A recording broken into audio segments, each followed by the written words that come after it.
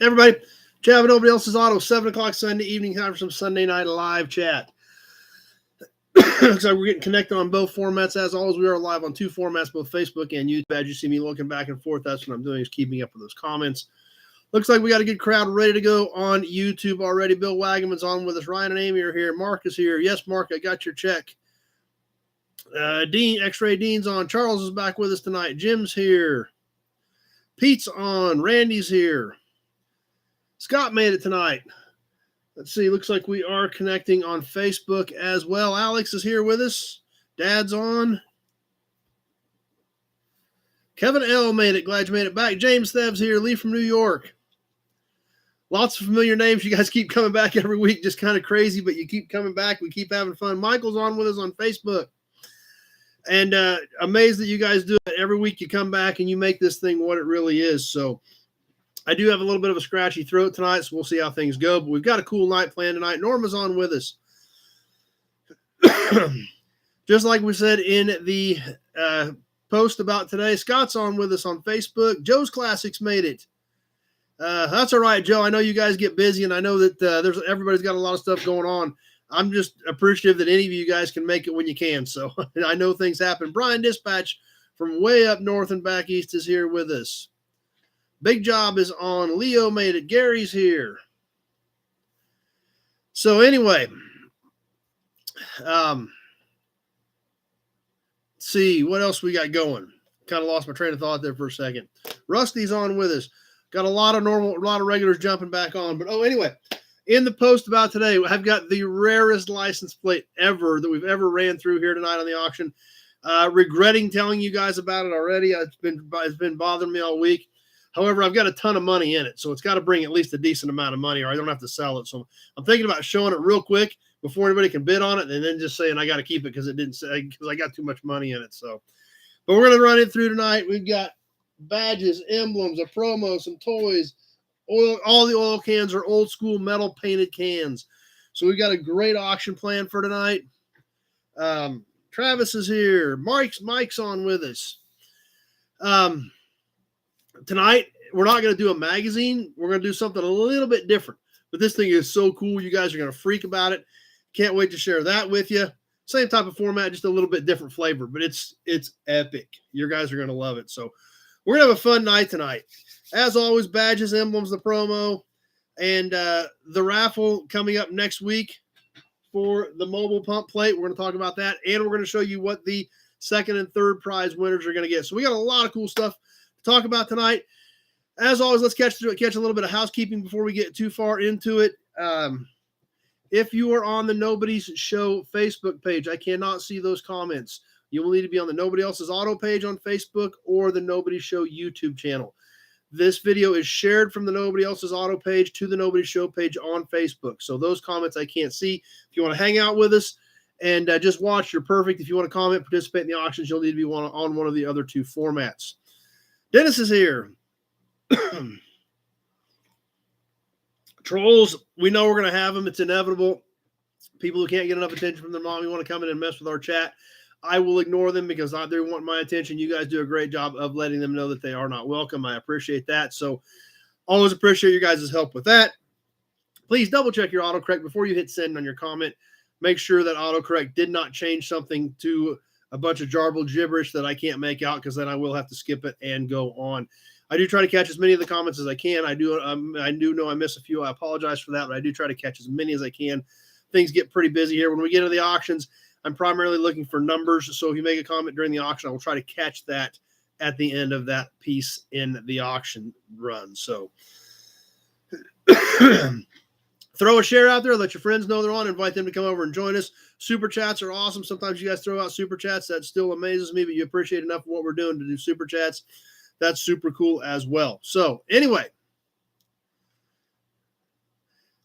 that's right, Joe. Joe doesn't need any bull shirts because of autocorrect. That's exactly right. It's a good way to put it.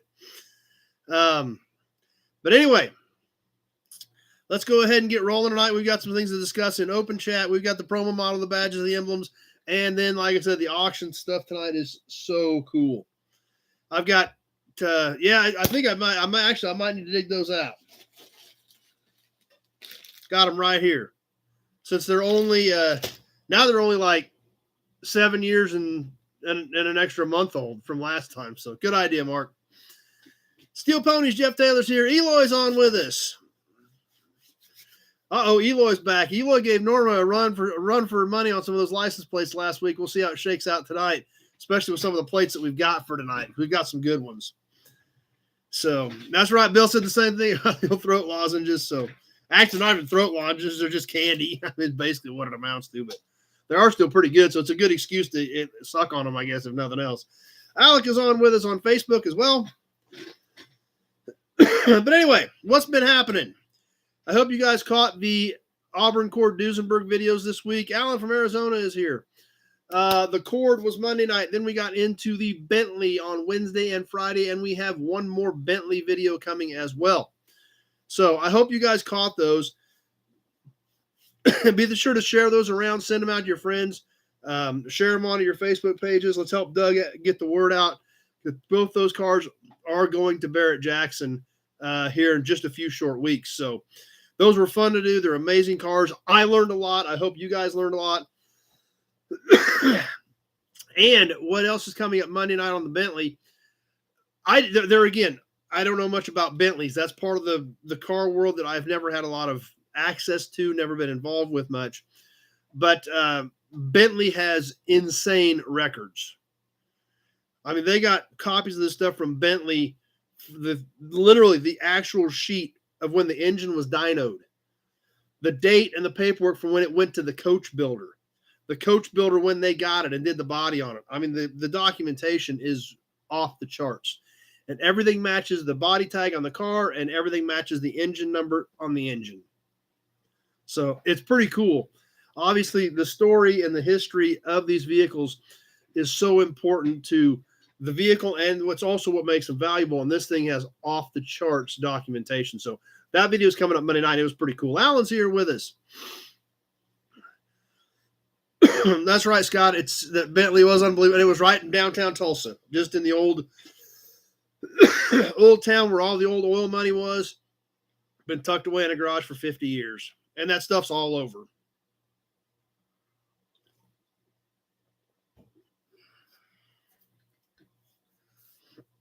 So be sure to catch those. And like I said, let's help Doug out by sharing them around. Throw them up on your Facebook page. Share them into any of your groups that you're familiar with as far as old car groups. Or if you're in a Bentley group, that'd be a great place to share those. So anyway, Leo's here with us. That's right. Pete gives everybody hope. Billy Bowman's on with us. Let's see. Went to an auction this week. Got a few things. Our friends at Car Auction Real Estate had a gallery sale this week, so picked up a few things over there, and we'll be sharing some of that stuff with you on upcoming Toy Tuesdays and things like that. This bi-weekly issue of Old Cars Weekly, the Kansas City Mecum article is in there that I did when we went to Kansas City Mecum, which for me it's kind of cool. It is the first. I've had a lot of stuff published in Old Cars Weekly. This is the first thing I've had published in Old Cars Weekly while I've actually been under contract as a writer to them. So to me, it's kind of weird. Doug's on with us. All right. Glad Doug made it tonight. So Doug is here with us. So we're just talking about your cars, Doug. Glad you're on. Everybody was pretty excited about them. So anyway, the Old Cars Weekly article, if you get that, be sure to check that out. That was pretty exciting. As a writer, it is kind of fancy. Yeah, that's like I said, to me, it's weird. Of course, I never thought I'd be doing this either. I never thought would see articles that I put together being printed, but it happens. So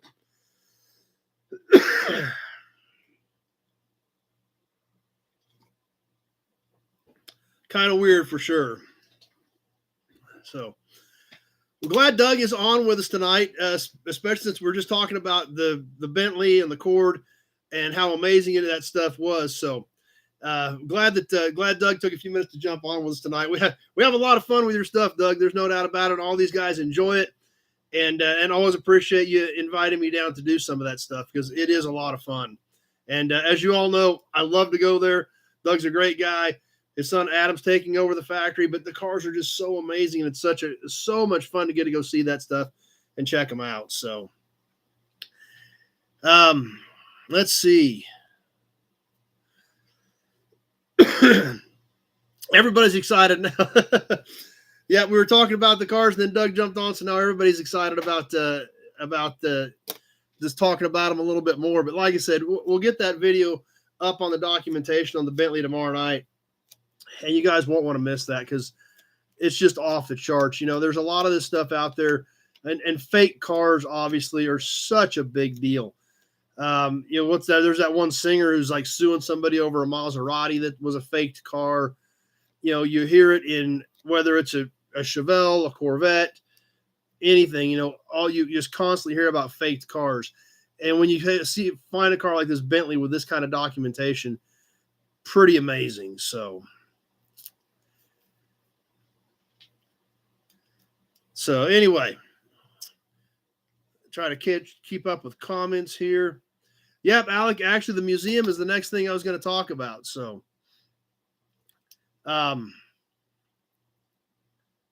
Tweedledee went down, ordered a new Bronco. That's, you know, I don't have a lot of experience with the new Broncos. I've got some buddies that have them and love them, but I don't know much about them. But yeah, Alec, the National Road Museum, that stuff is all packaged and ready to go. I've got to get shipping quotes on it, but I packaged it all this week, and I've got an awesome batch of stuff heading out for that display for the National Road Museum in Maryland. That project has slowed down a little bit due to some budget constraints. They did not get some money that they were hoping for 2023. They wanted to get the parts locked in because we actually built the display specifically with these artifacts. I think they're called. I think that's what I call them, parts. But great, Tweedledee, perfect. So we had the whole display built around that grill and that dash and these lights. So the designer Ruth that I've been working with Ion Designs, she told the people that ran the museum, look, we have to lock this stuff in. You know, it's built around this, and we can't lose this stuff, or we're going out and then trying to redo these sections with light type stuff based on the way this is set up. So I did get the check for the parts a few weeks ago. It is all boxed up, ready to go. I've just got to get a shipping quote on, I think there's 4 big boxes to get them on the way to them. But yep, I don't know how fast the display is going to come together now that their budget got cut back a little bit for this year. But they did buy all the parts they said they were going to be. I wrote all the descriptions for that segment of the display. So whether it's later this year, it might not be until next year, who knows? But it is in process.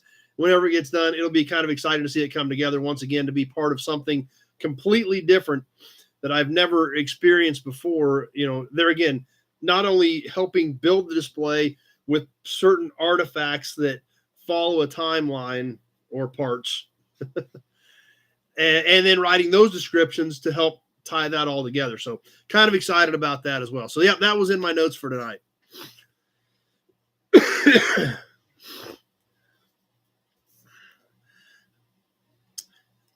Anyway, what else to do this? Oh, something else, and I'm sure you guys all seen it and heard about it, was what Dodge released this week, the new Demon. I'm sure it was all over the internet. If you have not seen the new Demon, you've got to go look that thing up. It was super impressive. You know, 1,025 horsepower, just off the rails. Car runs like 890s at 150 stock. So it's pretty impressive. Going to make 3,000.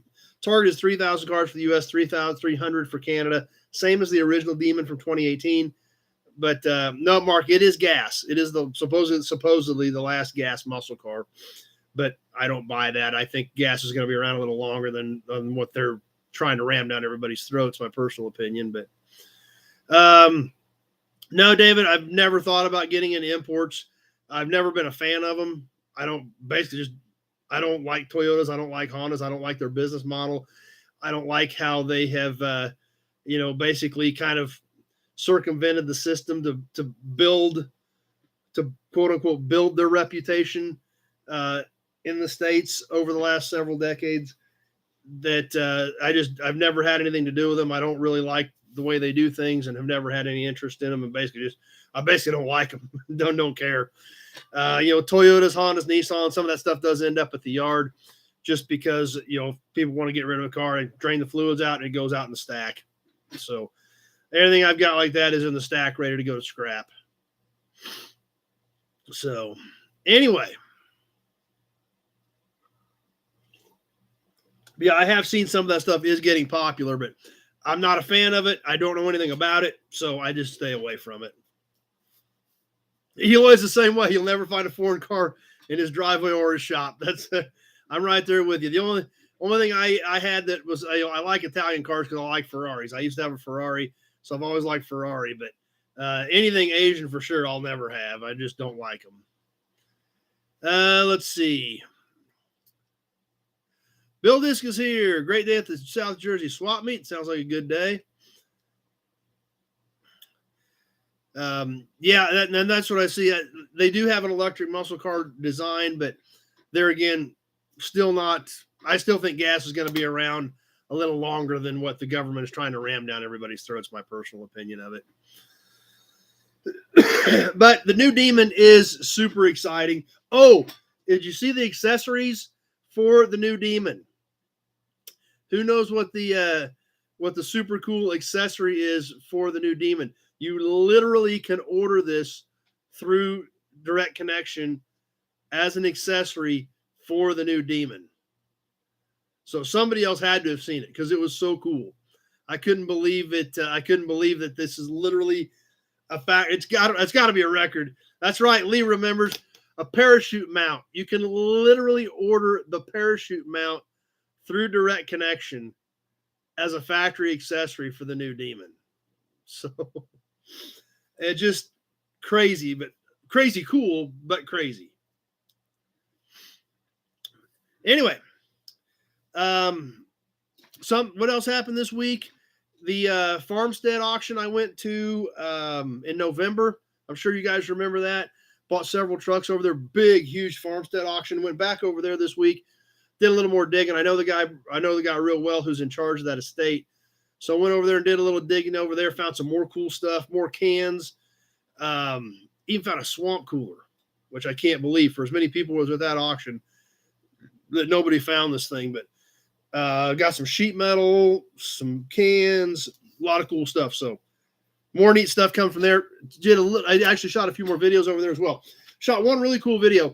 They had a couple of old trailer houses that they didn't sell at the auction. They just need to be scrapped and torn apart and recycled, pull the metal off and then scrap the wood, pull the frames out of them, pull the metal off of them. And the day I went over there, they literally had a massive excavator over there getting ready to tear them apart. So when I got there, they already had one of them apart, but the other one, the guy that's in charge of the said, you better go look in there if there's anything you want, because it ain't going to be here much longer. So I made a quick pass through it, found a few cool things, not a ton of stuff, found a few things. So I shot the video in there doing a little bit of digging. I'll show you some of the stuff we found in there. And then, I was still in it. And the guy who's in charge of the estate comes over and says, hey, they're about ready for this one. And I was like at one end of the trailer house. I literally looked out the window and the bucket was sitting right there, like right at the window. I was like, oh, I guess it's time to wrap up. So I chucked out the last few things I had stacked up. And then we videoed them tearing it apart, which was pretty cool too. So that was fun. So we'll be sharing that with you here coming up sometime soon. There again, I got so many videos in the can that I don't know when I'm going to get it up, but it is actually uploaded, I think, but I don't know when we'll get it out. We got so much cool stuff coming. Definitely got to get the other Bentley video up, and then we'll get to some more of that farmstead digging and some of the new inventory and stuff. But that was fun, and it's always fun going out and digging in places like that. Picked up something else this week. Wings. Yep. Hauled the wings this week.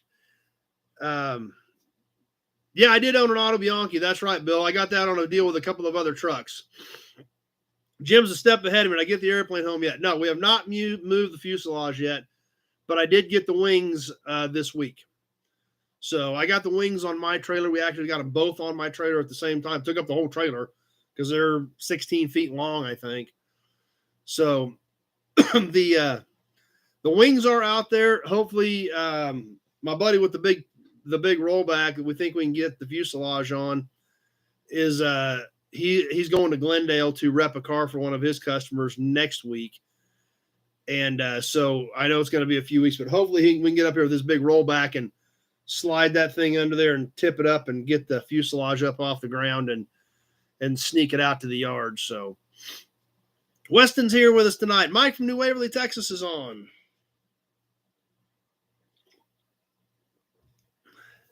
So we're making headway. Hopefully soon we'll have an airplane to show you. One other note I wanted to bring up real quick. A lot of you guys are always asking, how can we help grow the show? What can we do to help support? And I was thinking about that again the other day.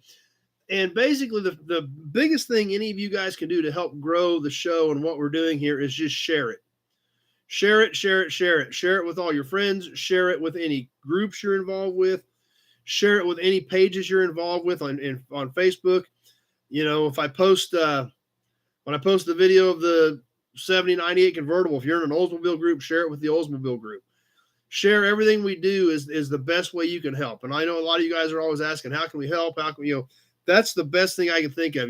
Share all Doug's videos. If you're in a Cord group, if you're in a Bentley group, anything like that, share those videos to those groups and help put the word out. That's the best thing any of you guys can do to help grow what we do here. So that's always appreciated anytime you do it. But a lot of you guys have asked that question. So that was just something that popped into my head here recently that kind of related to that.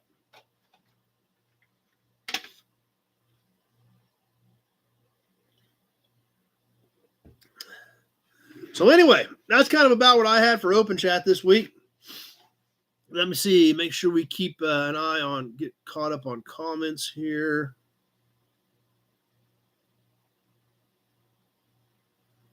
All right, looks like we are in pretty good shape comment-wise. So, Gary, we haven't even got to the badges yet. We'll just give you both of them right out of the gate. Wow, check that out, double whammy. We'll get some more of those rolling.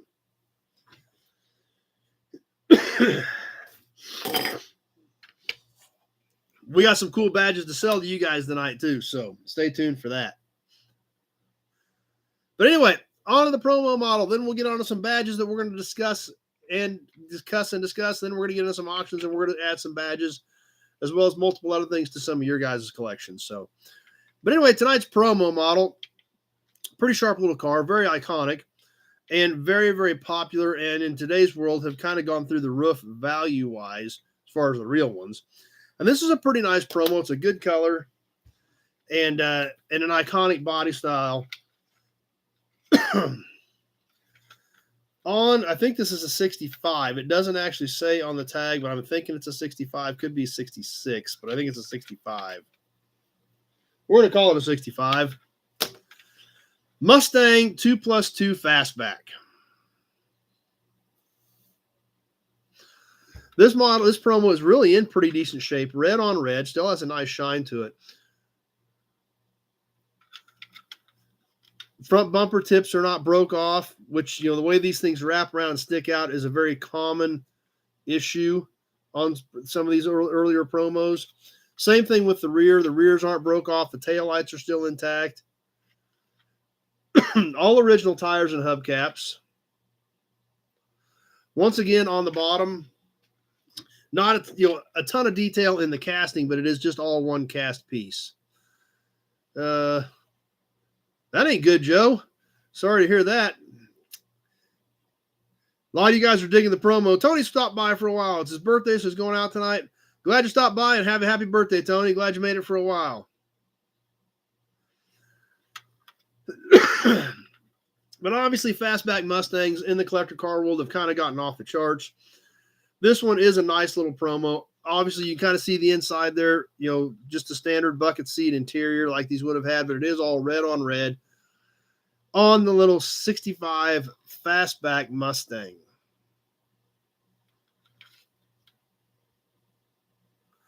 Obviously, these kind of set the world on their ear when they came out. First as the coupe and then the fastback. A lot of you guys are digging this one.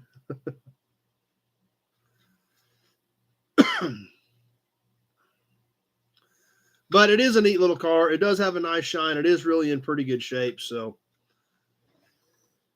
definitely a good one to have in the collection.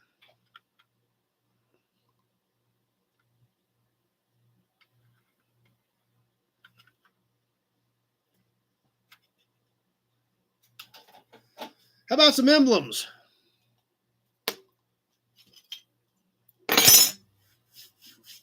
As always, we'll start off with a pre-war badge, then we'll go to a post-war badge. We'll talk a little bit about those particular cars. This first one is a little rough, but these badges are super tough to find. So I'm kind of actually happy to have even a rough one in my collection. Big Job's first car was 65 Mustang convertible, so you're pretty familiar with those. But this first badge, like I said, it is rough, but it is a 1 year only, and it is an extremely rare badge. So I was happy to get the rough one. I've seen a few better ones, but they always brought so much money that they really weren't worth it just to add to the collection, just to have. So I kind of stuck with this one. On the 1934 Pontiac 8. Check this thing out. Now, obviously, this has a lot of chipping. You can see the red here. This would have been red all the way through all of these areas, including the letters. And this one definitely has significant chipping and a significant enameling loss in it on the reds.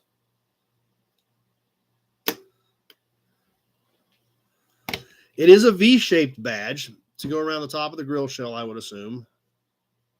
Yes, it does kind of look like pilot's wings. When you see it all, it is embossed in the metal. You can see it all in the background there, the way it's stamped in there.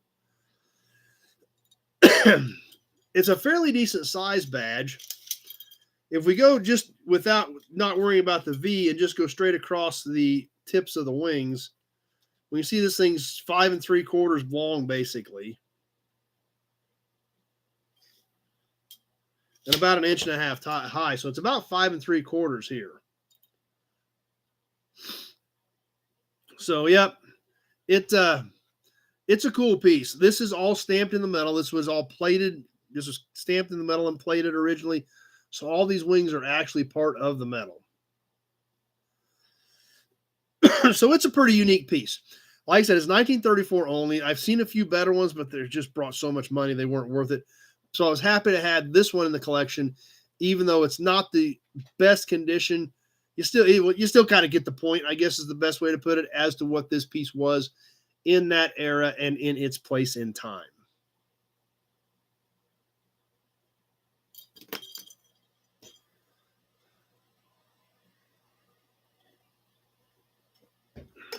Elgin badge. Now, the next badge, we're going to jump up several decades once again. Now, a lot of you guys probably remember, if you weren't, but you guys were here with us last week, remember that we did the T-Type Buick LeSabre badge from 1987, 1988, 1989. Something kind of different. Well, we've got a badge to kind of follow that up tonight that's actually even a little more rare, but definitely something kind of different and something probably that a lot of you guys may not even have been aware was made.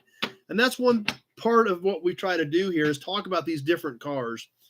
Any badge is better than no badge. That's true, Jeff. That's right. Exactly right. So anyway, that's one thing about the car hobby. It is so broad and so diverse. There can be all these different little option packages, different models that a lot of people don't even realize were made. And a lot of times there are even special editions made, geographic special editions made. So certain things like that. Excuse me. Which is what we've got here. This is another LeSabre badge. Okay, Bill says that is a 65. Okay, perfect. So I was right. I guess right. Bill said there were some slight differences in the 66 promo. So that is the 65. This is another LeSabre badge from the same window on a particular LeSabre that I bet a lot of you guys didn't even know existed.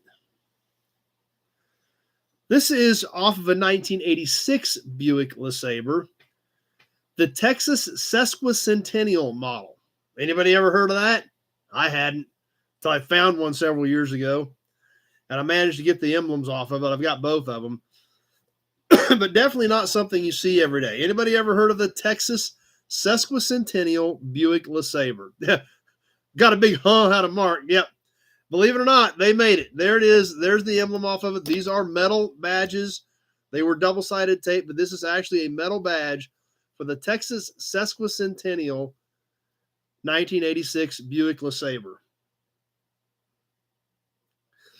So there again, that's part of doing this. This is why it's a chat. This is why all your guys' knowledge comes in, and that's how it all comes into play, and we all learn and we all share. So this is the same size badge as the T-type from last year, or last week. Basically 6 1/8 long by 1 1/8 inch high. And literally was a specific model. I'm sure it was just sold in that market for the 150th anniversary of Texas becoming a state on the Buick LeSabre. So something kind of different there again, but that's what we're here for. We're here to learn. We're here to talk about car stuff, and we're all here to expand our knowledge. And the Texas Sesquicentennial LeSabre is obviously not one many of you have heard of either. So I don't know much about them. I don't know how many they built. It was basically, from what I remember, just basically a trim package, a few emblems and stuff so they could call it something special. And I think that's about all it amounted to. I don't even know if there even was a specific production model on them or not. Don't know a lot about them. It's just something different, something kind of cool. So there it is, the 1986 Texas Sesquicentennial LeSabre badge. Alex did remember Texas had special license plates made. But that's what we've got for tonight. Like I said, two pretty big spans there, 50 years apart from the 1934 Pontiac winged badge to the 1986 Buick LeSabre Texas Sesquicentennial badge.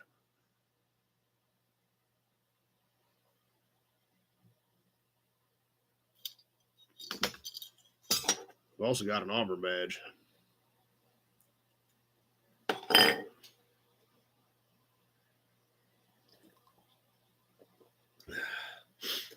So, who's ready to add some stuff to your collection? We got a lot of cool stuff in here, so I guess it's that time. It's auction time. Get my notepad ready. Give you an Auburn badge. Talk about some details and some rules. Mark is ready. As always, I will hold up an item. We'll talk about it. We'll look at condition. We'll look at defects. We'll give you some dimensions so we know what we're talking about size-wise. We'll talk about that particular vehicle in history. And while we're doing all of this, if it's something you want to bid on, go ahead and throw something up there so I know that we've got interest in that particular piece. Kick something up there, even if it's $10, so I know we've got interest and we're ready to go. After we get done with the description and we see what everybody thinks of this, I will put it on a timer on my cell phone. We will go 2 minutes on that item. I will tell you when 1 minute has passed. I will tell you when 1 minute, 30 seconds has passed. Now, as always, everybody has a delay. Your delay is going to depend on multiple things. Your device, phone, TV, PC, tablet, laptop, as well as your provider. Some delays are 5 seconds. Some delays are 20 seconds. Everybody is different.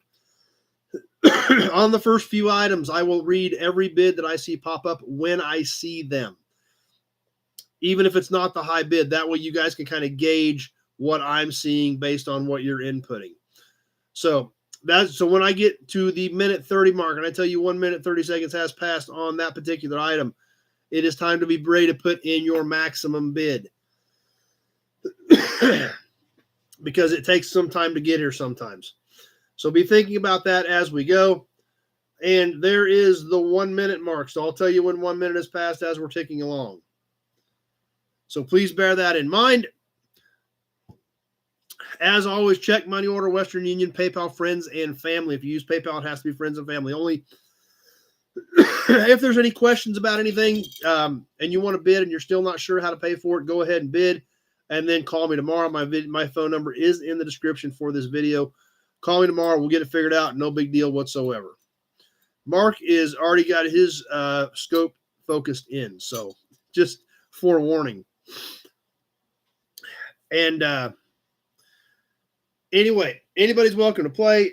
However, most of these items, in fact, I think everything tonight is small enough that shipping will be included in the 48 states. If you are a non-U.S. buyer, that is perfectly fine.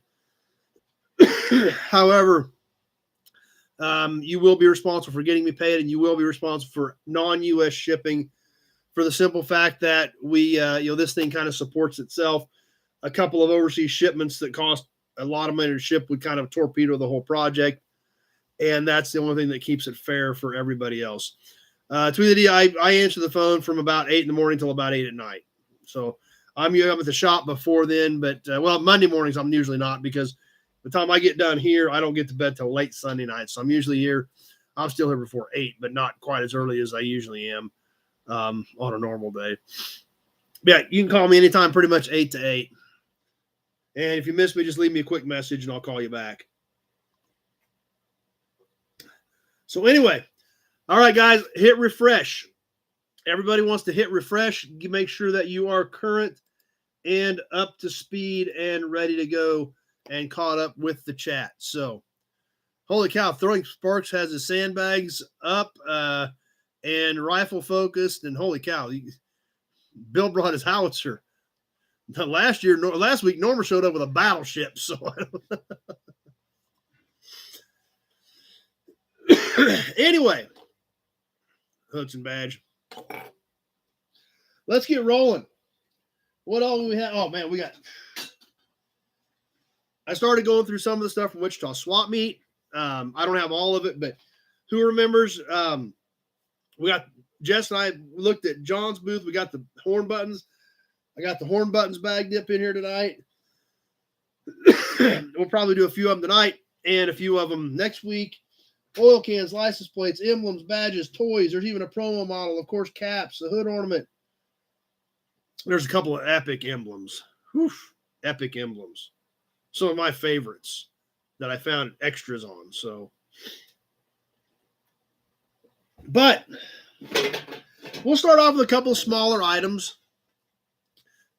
just to kind of get everybody, up to speed and kind of figure out where their delays are at. We don't want to jump into some of the really cool stuff right out of the gate till everybody figures out where they're at. Auburn badge. And then we'll get rolling. So, that being said, I do log everything. I do keep a list of it all. So if you're not sure about something, you can always call me tomorrow on that too. Say, what did I get and what was the final bid? So you can always call me on that as well. So that being said, let's get boogieing. That's right, John. We love your horn buttons too. So we're going to share some of them tonight and send them down the road to some other people. So appreciate you working with us on them and treating us fair on them so that we could add them to the auction tonight and add them to somebody else's collection. So. But anyway, like I said, we'll start off with a few smaller dollar items. We haven't done any matchbooks in a while, so I grabbed a handful of matchbooks tonight. And these are kind of cool. These are a little bit different, although one of them does have a car on them.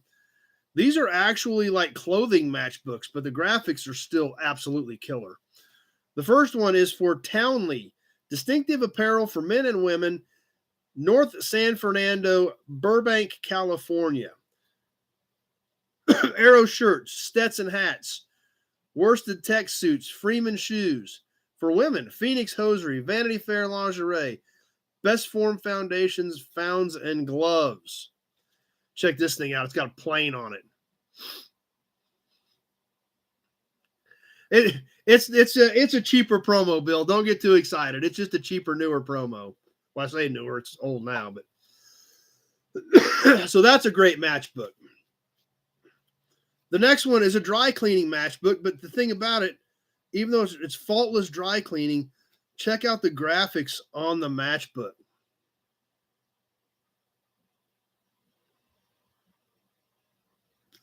I don't know if this is still good, but you get 3 neckties dry cleaned for free with each article dry cleaned at regular price if you took this matchbook cover in with you. That's right, Alex. It does look like a P38. So there's 2 of them. The next one is for Mark's Credit Clothing. Yep. Only $1 down on purchases up to $50 at Mark's Credit Clothing. 3 stores. Free $5 pair of shoes with every purchase over $25. Just bring this cover to Mark's Credit Clothing. Never heard of Credit Clothing, but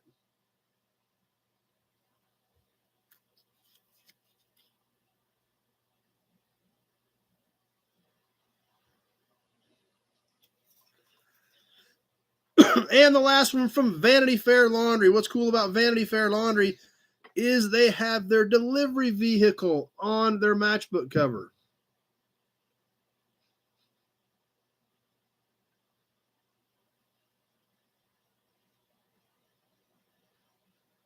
And their information on the inside of them. So, all 4 of them. Yeah, that's a good point, Randy. How do you repo clothing? Hadn't thought about that. Take the shirt off the guy's back? I don't know. I'm not sure how you repossess clothing, but that is a great question. So anyway, there they are, all 4 of them. One bid.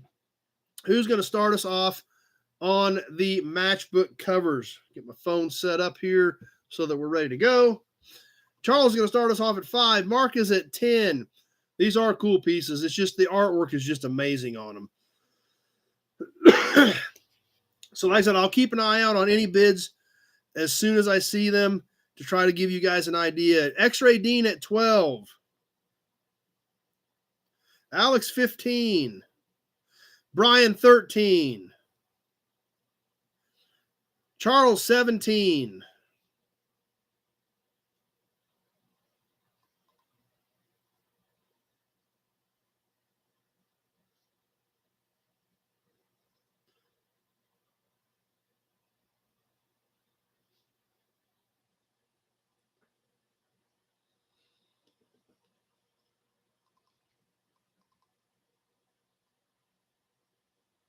All right.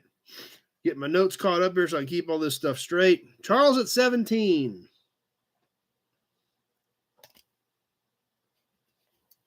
And there's the 1 minute mark.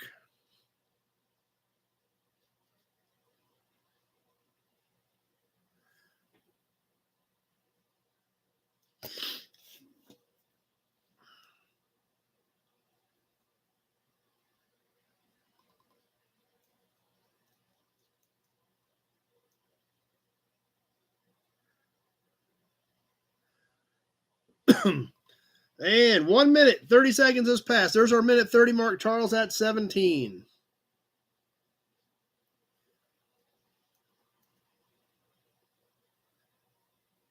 $20 seconds left to go.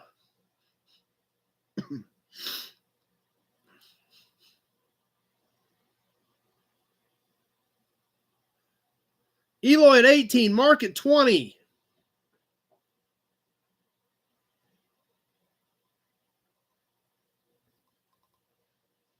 And that does it. Mark at 20.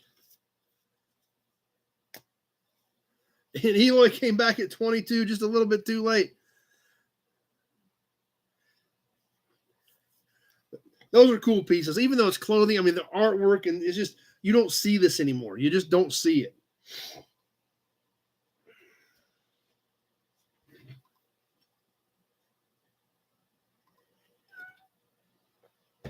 Yes, you're a great kitty. What are you doing, Dum Dum? You gonna come say hi? Next piece we've got. Let's do a can. Let's get rolling into some cans. All the cans tonight are all old school, all metal, crimped metal, painted, no barcodes, no cardboard, no stickers, no nothing. Old school, good cans. This first one is, in fact, everything tonight are quartz. This is a good looking can. The top has been cut out, but the can still looks great on this Conoco All Season Super Motor Oil. Great looking can with the red, white, and gold.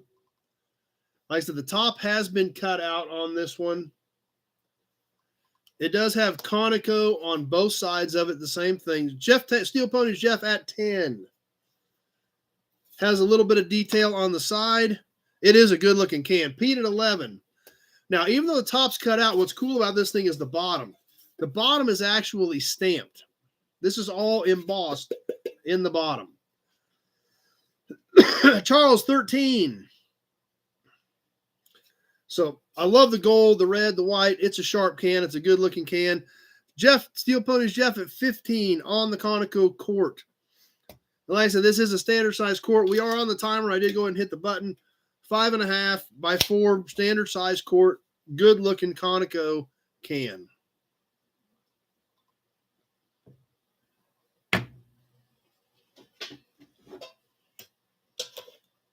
It does look like gold chrome. That's exactly kind of what it looks like. Eloy at 20.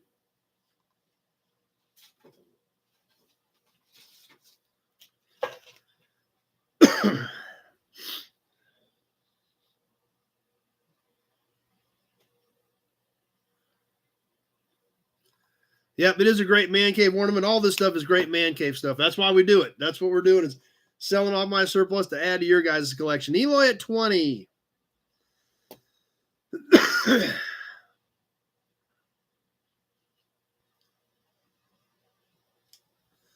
As we've hit the 1 minute mark.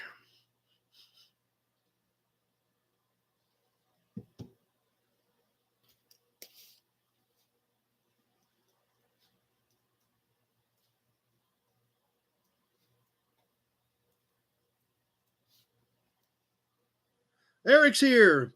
Minute 20 has passed. We're only on the second piece tonight, Eric, so you're good.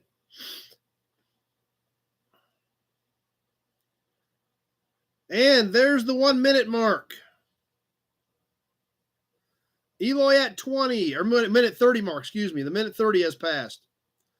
Eloy at 20 with 20 seconds left to go.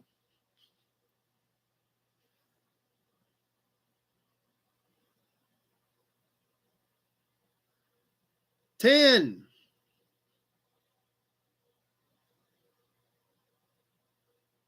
Pete, 27. And that does it. Pete at 27. Eloy come back at 28.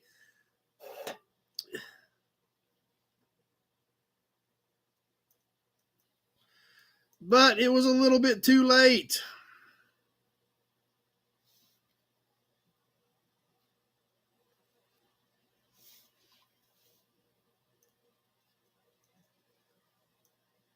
Eloy's going to get that delay figured out here pretty quick, and he's going to be deadly because he's like this much too late. Eloy backs this thing up just a hair, and everybody's going to be in trouble. So, isn't that interesting? Weston's getting his 348 back together versus 59 El Camino. Keep that thought, everybody. Keep that thought about that 348.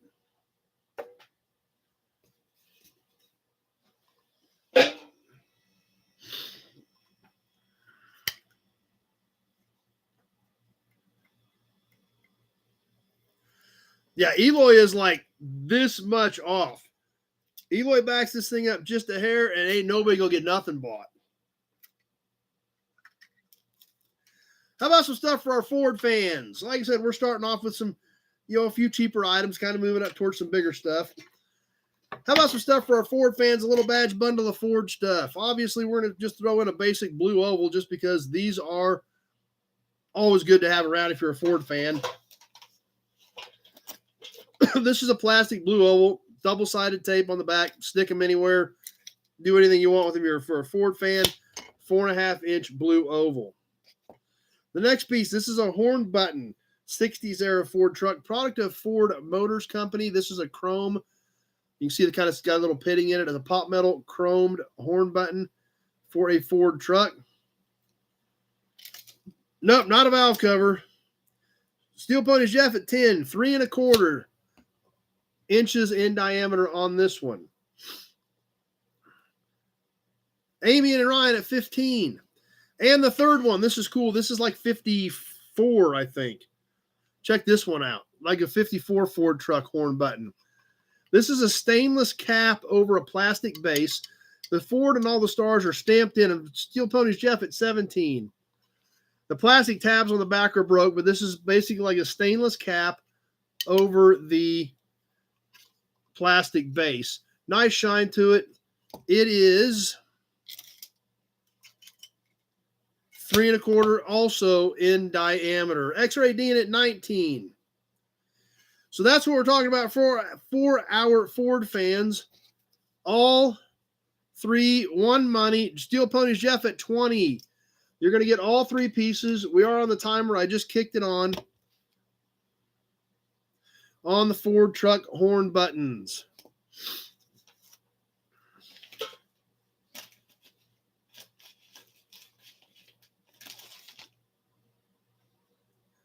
Steel Ponies Jeff at 20.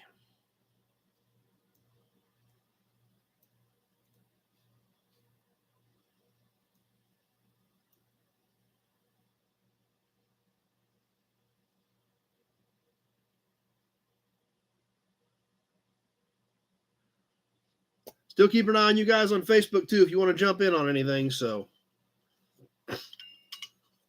this thing's kind of fat. It's kind of hard to keep a hold of. There we go. All 3 of them, 1 bid. Steel Ponies Jeff at 20.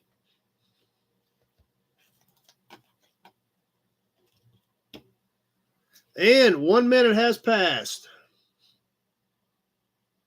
Alec at 22 on Facebook.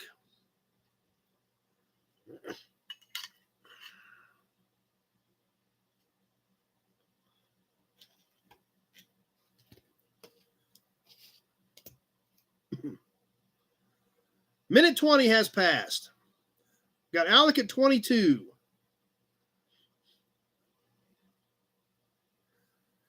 And there's our minute 30 mark.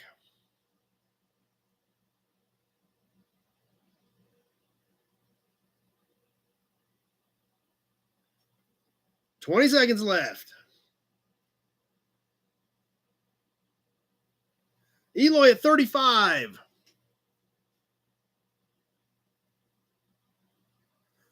Jeff to Steel Ponies Jeff at 24, but Eloy at 35's got it covered, and we're just about done. Few seconds left. Big Job at 38. And that does it. Big Job at 38. That was a good shot for Big Job. I thought Eloy had that one locked in. Steel Ponies Jeff came back a little bit too late.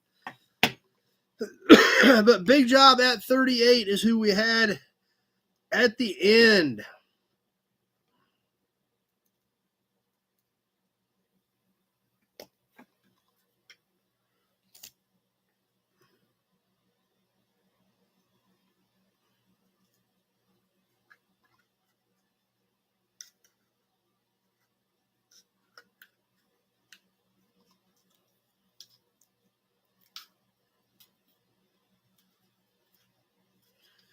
Tape them back together so I keep it all straight. And on to the next piece. Let's get a little cap snuck in here. Start off with kind of a basic, cheaper cap. It's kind of a unique one. A symbol that wasn't used for very many years, but that's kind of what makes them unique in today's world. I think this is about a 60 or 61. They only used the symbol for a year or two on the little Oldsmobile cap.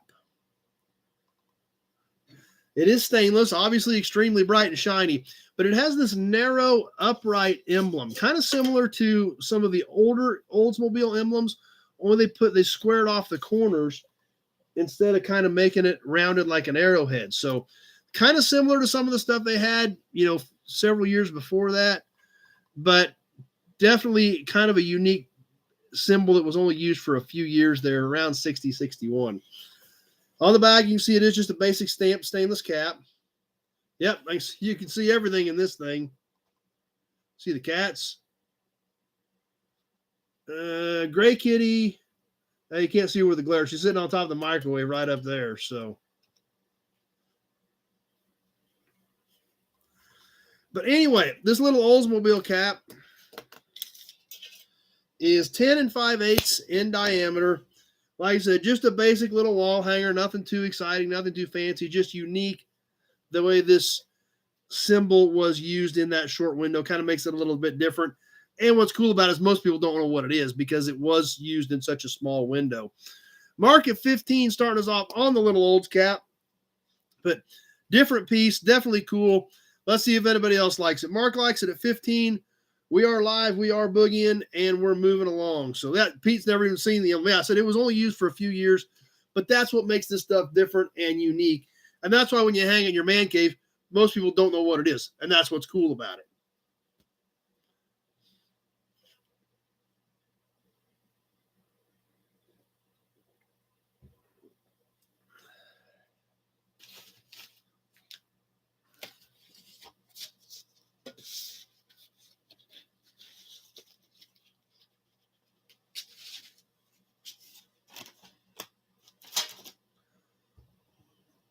All right. Mark of 15. Either nobody else likes this little Lowe's cap or Mark's going to get torpedoed here in a little bit. Tweedledee at 17. Or 16, excuse me. Tweedledee at 16. 1 minute has passed. We've just hit the 1 minute mark. Yep, there's Facebook right there. Right over there.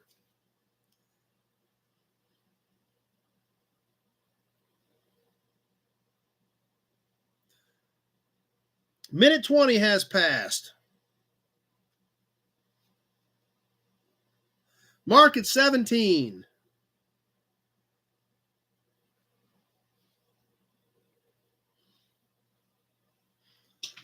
We've hit the minute 30 mark. We're ticking along, getting close. 20 seconds left. Mark at 17. Tweedledee at 19. 10 to go. Mark at 20.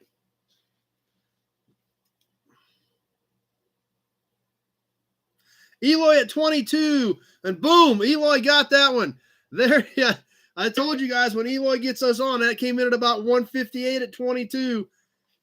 Eloy was so close on those first couple that I mean, you guys might be in trouble the rest of the night. So I knew Eloy was going to start sliding some of those in there, and he hit that one. I mean, it was like 158. I mean, there wasn't hardly time for anybody to react at that point. So Eloy at 22.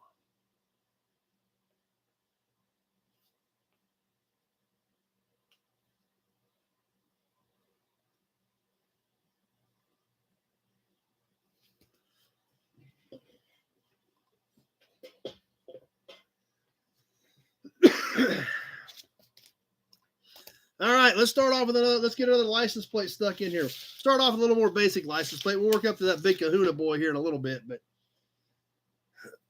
I can still back out too, but because I'm still thinking about backing out. It's that rare. It's that rare. This first plate, not quite as rare, but pretty cool. This isn't an envelope like some of these have been, but it's not the correct one. I've got one more, I think, that is correct with the envelope. It is in the box if we get to it tonight, but I've still got some of them in envelopes. But yeah, I know, Mark. Yeah, thanks for reminding me because I'm still seriously considering backing out. But this plate here is a 1973 Kansas truck. I think it's similar to some of these other ones we've had that is damaged right here on this bottom edge. But obviously they stuck it back in the envelope when they took it off in 74 for the new tag, because this is actually in a 74 truck plate envelope. Yeah, it's on video. I said we're going to run it through. But obviously it's ever since then, it's been in that envelope. Steel Ponies Jeff at 15. I should be committed, yeah. Steel Ponies Jeff starting off 15. This is a truck plate. If you're a Packers fan, it's perfect. It's green and kind of a yellowish gold. It did have the farm sticker on it. Norma at 20. That's what I'm guessing. That had to have been a hitch or something that hit these tags, because there's been a handful of these that were damaged exactly the same way. The back looks good as well. That is all original paint, 3-digit number. The truck is embossed into the plate as well. That is stamped in it also. Steel Ponies Jeff at 23. Norma at 40. On the 1973 3-digit 704 Kansas truck plate. Let's get this thing rolling. It is a standard size 12 by 6 inch plate with great colors and a great shine. But there again, it was on the vehicle for a year, and it's been Michael at 44 on Facebook. Yep, PL, Packerland. That's a perfect way to put it. Big job. PL for Packerland. It's been in here since 1974, so it's been in here for almost 50 years. hence the condition. Michael at 44 on Facebook.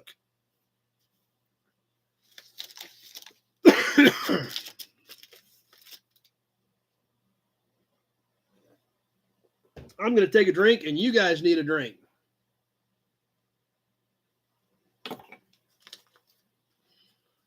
Michael at 44 on the 1973 Packerland plate.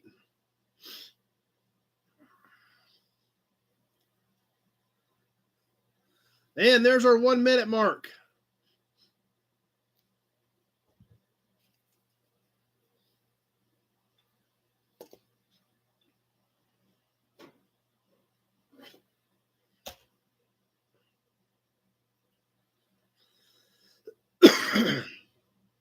Minute 20 has passed. There's the minute 20 mark. Michael at 44. Norma at 50. As we hit the minute 30 mark, Norma at 50.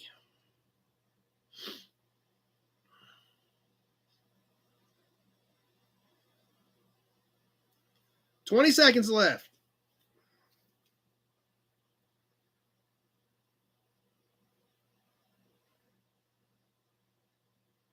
10. Eloy at 55.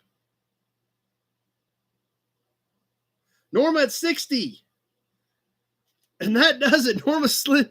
I don't know how Norma was that quick, but Norma snuck that back in at 60. She got it done, but just there again at about that 158 mark. So we've got Norma at 60.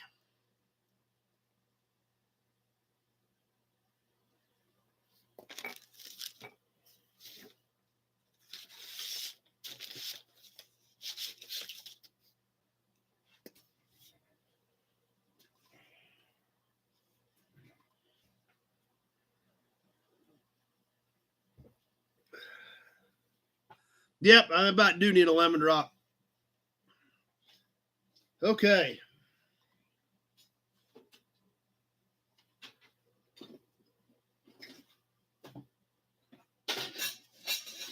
I tell you what we need to do. Actually, let's do a couple things. I got so much stuff in here, I forgot what I had. Let's get a couple of toys in here. We're going to do some toys, and then got a big bag from a friend, John. Yep. Horn buttons from John. We'll get a few of those out here shortly. Let's do a couple of toys. Something a little bit different. There's a Hudson badge. Toy tractors. We've done toy tractors in the past. These are just kind of basic ones, nothing fancy. I don't even know what this one is. Most of the paint's chipped off. It is cast. It was a Ford tractor. Front axle turned. And basically just plastic wheels, just all the paint's faded off of them. This other one, I don't know what brand it was, but it's pretty cool. It's a Mini M&M right on this one. This is a pretty nice tractor. Paint's a little bit rough on it, a few worn through spots, but overall still looks good. Alec is starting us off at 5 on the toy tractors. Got the old farmer sitting there on top, got his cap on it because he didn't have a cab. Tweedledee at 20.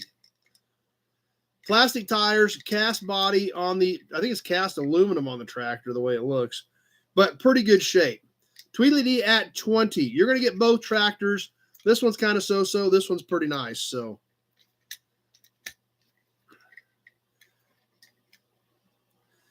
anyway, we're going to sell the pair of tractors. Alec at 25. So we're going to go ahead and get these. Yeah, that's right. You did get a planner from it. Weston's got 4 of these minis in different colors. So I've got Alec at 25. We are on the timer.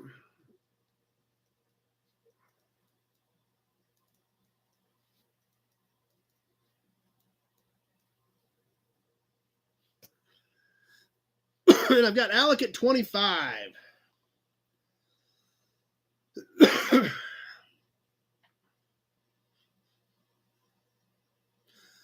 Let's see.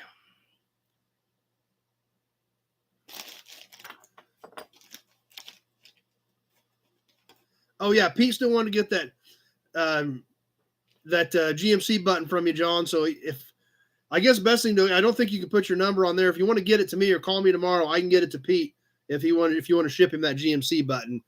as we hit the 1 minute mark. Alec at 25.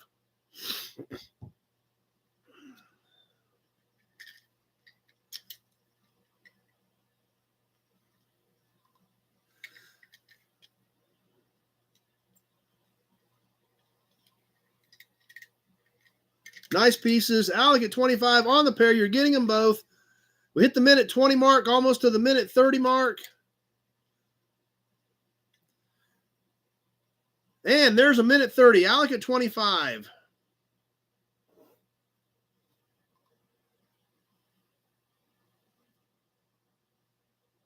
$20 seconds left to go.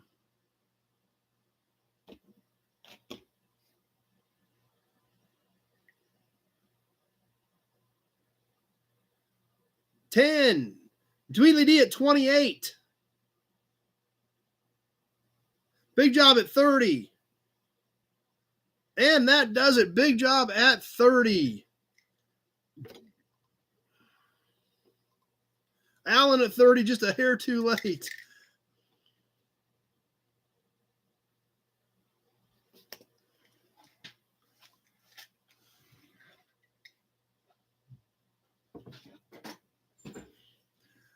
All right, Norma.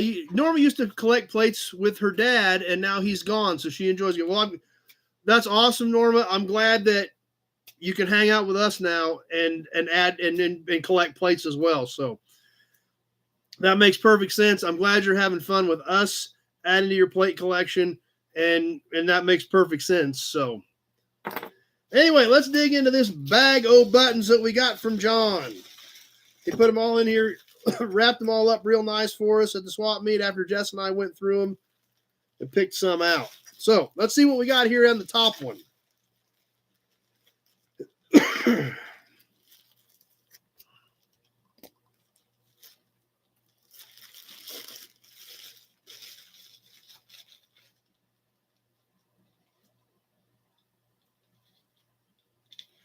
The first bag out of the bag of buttons from John. Oh, this thing's pretty. Jess helped pick these out. Me and Jess went through them, helped pick these out. So if you don't like them, it's Jess's fault. Ha! I ain't seen her pop up yet tonight, so we can blame it all on her. I blame everything on her anyway. Like she said, she's like a pesky little sister. I blame her for everything. Great, Norma, and we're glad that you do hang out with us. So that's cool that you get to continue that and hang out with us and do it. So this thing is really pretty, though. Not sure what year this is. Probably about a 41. If John's on with us, he can probably tell us. That's right. Big Job. Now you can put your planner to work. That's true. This thing is sharp. Bright chrome. I mean, this is like sunglasses type chrome. On this little Chevrolet button. Looks like it's original paint. It's got a little bit of chipping here. It's kind of it's a tan color. I don't know if it looks like it or not, but it's tan here. The Chevrolet letters were black up and down. This is ridged across here. The letters are embossed. Eloy at 50, Eric at 10, but Eloy just kind of torpedoed everybody right out of the gate. I don't think Eloy's messing around on this deal. It is just a basic round button. It is pretty much flat. John had this thing polished up nice. It is 3 inches in diameter. It is a 3-inch button on a beautiful, beautiful Chevrolet badge. Eloy starting us off at 50. We'll go ahead and put it on the timer. Eloy may have just that may have been one of them howitzer shots that may have taken everybody out. Eloy doesn't cheat fair. That's true. I think he's pretty serious about this project. It is a cool piece, though.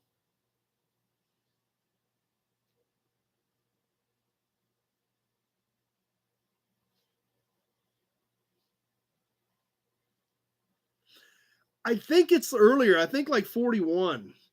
It's not 49. Bill got an international horn badge today. That's cool.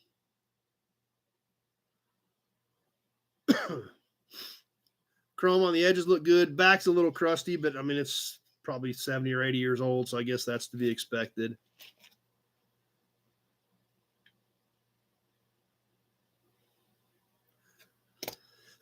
And there's the 1 minute mark.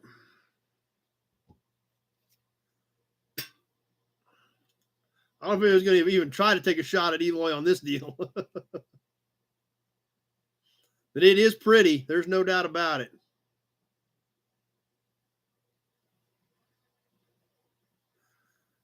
Minute 20 has passed.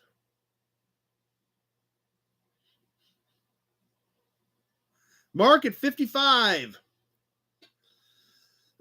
There's the minute 30 mark. Mark at 55.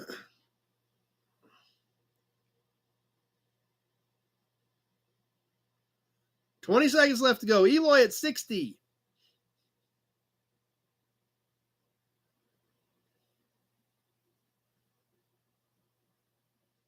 10.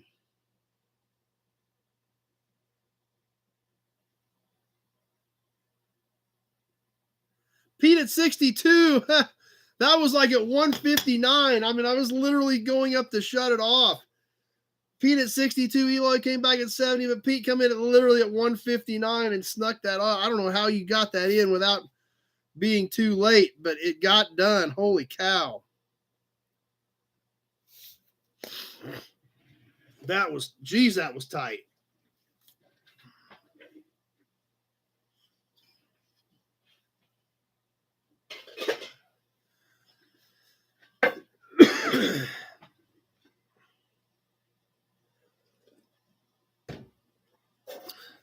Let's catch another can. There again, all metal, old school, real steel. I'll tell you what, one thing, Eloy's coming in here swinging. I don't know what, he's getting this thing down pat. He just barely missed that one, so we'll see what happens. But this can, I love these old metal cans. Everything we got tonight, old school metal, no barcodes, stamped steel, paint. This one is on the advanced custom-made Haviland motor oil, extra heavy duty. Once again, the top's been cut out of this one, great for pens or pencils or whatever. This is all original paint. We can see the seam here where this thing was crimped together. It just has the red dot on one side. The back of it cleans as it lubricates, protects against wear and corrosion. Unexcelled for automobile engines, bus engines, lift truck engines, tractor engines, industrial engines, and inboard marine. Steel Ponies Jeff at 10. The Texas company made in USA. Haviland is obviously a Texaco brand, so this is technically a Texaco can. And we've got Jeff at 10 starting us off. This is a standard size quart. Jeff at 10, and we are on the timer.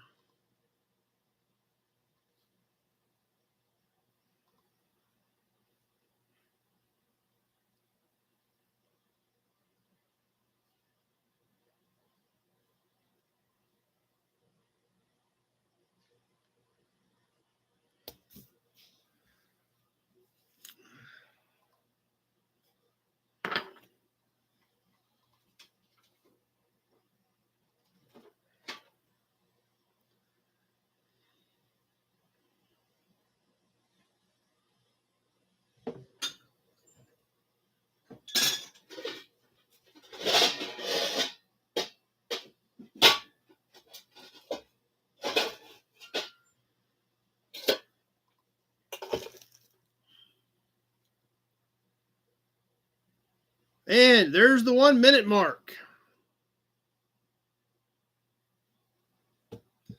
Jeff at 10.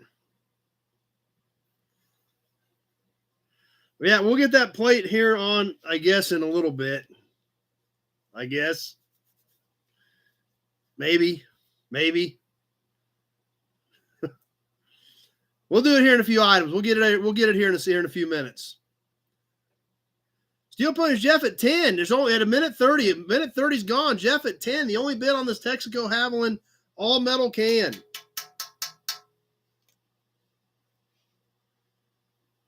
$20 seconds left.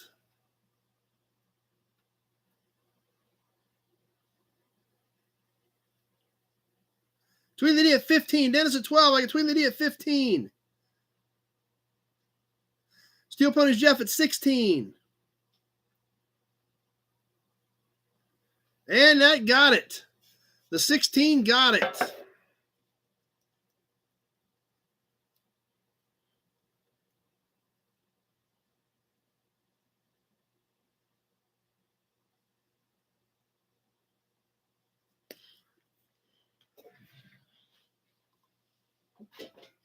All right, let's catch a couple of Ford caps, and then I guess I'm going to have to show you that plate. If you guys want to see that next. I don't want to show it to you, but it's off the rails rare. It's off the rails rare. It needs to be painted, but it's off the rails rare.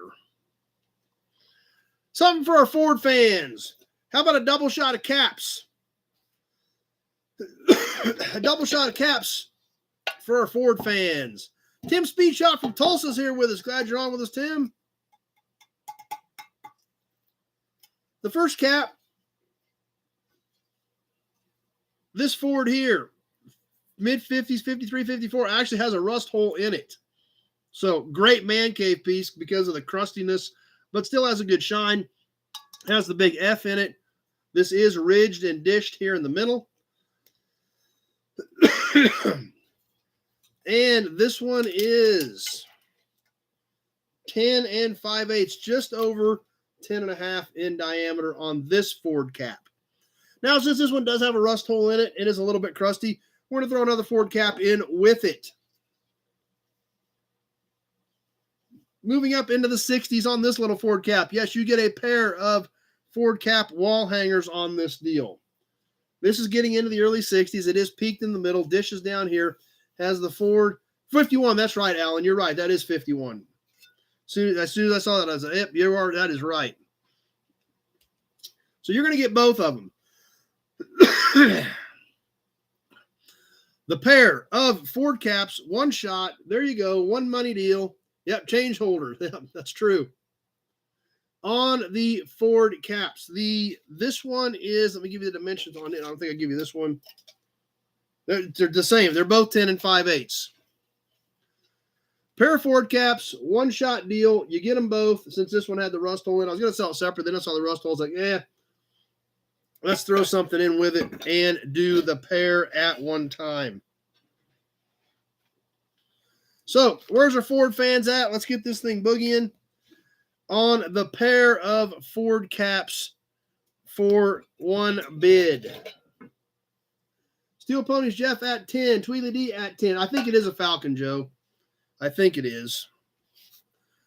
Steel Ponies Jeff at 10. I had him first. Tweedledee D was 10, but I already had Jeff. We are live on the timer. I did go ahead and hit it just as the first bids were coming in at the same time. Dean at 12. Tweedledee D at 13. Both of them, one money. Dean, 14.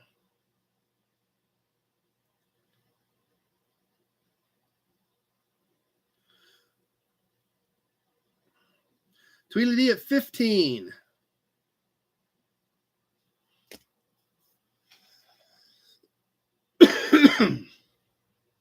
It's auctions, Ron. We're selling off memorabilia to add to your guys' collections. Tweedledee at 15. Coming up on the 1 minute mark. And there's the 1 minute mark. Tweedledee at 15.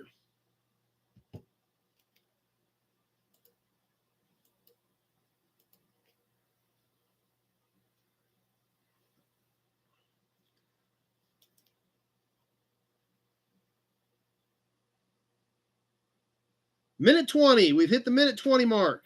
Sam's here.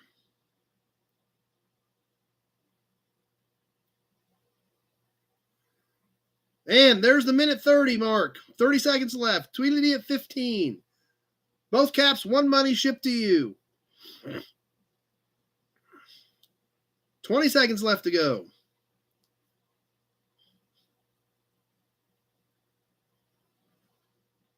Mark at 20. 10 seconds.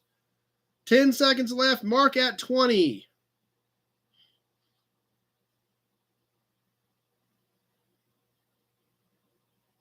And that'll do it. Mark at 20.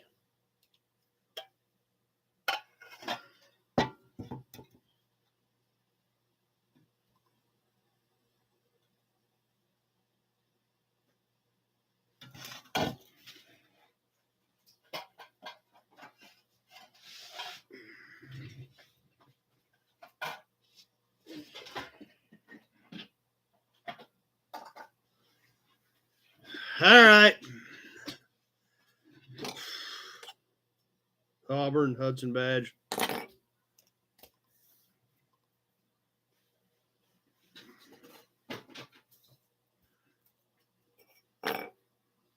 Are you ready? Now, I've got a ton of money in this thing, so it's going to have to bring over $100 just to kind of get close to getting me out of it. So I'll tell everybody that right up front. Yeah, I know. I need it for me because I've had, ever since I announced this last week that I had this, I've been debating because after I looked at mine on my board, I realized how easy this would be to repaint because it is in primer as of right now. But when I looked at mine and seeing that it was just two basic colors that would have been easy to paint, I was like, oh man, I should have just painted this. Even though it wouldn't be original paint, it is different than the one I've got in my collection. Obviously, my big collection from 1913 all the way up to present, Barton County, Kansas, are all original paint. This one I would have had to repaint, and I didn't like that, but it is different than mine. So I should have kept it, but it's too late for that. So that's right. Cool stuff ain't cheap, and cheap stuff ain't always cool. That's right. So we'll see. Like I said, I've got it's got to be over $100 just to get, because of what I've got in this thing, to get close to what I've got in it. But what it is a 1913, the first year, the absolute rarest year of Kansas license plates, but it's not a standard 1913 plate. It's a dealer tag from 1913. It has the D on it. Like I said, it is in primer. It is a 1913 dealer tag. Now, the 1913, and this is what I thought I should have kept it, is this is mine. This is my original paint one. All it is kind of an off-white and black. So it would be super easy to paint this. And I should have thought of that before I shot my mouth off last week and told everybody I had a super rare plate. So I think that's probably what somebody probably did. Somebody probably cleaned it up years ago. It was probably crusty, and they just put primer on it to protect it. But that's all it would be. Come on, get back here.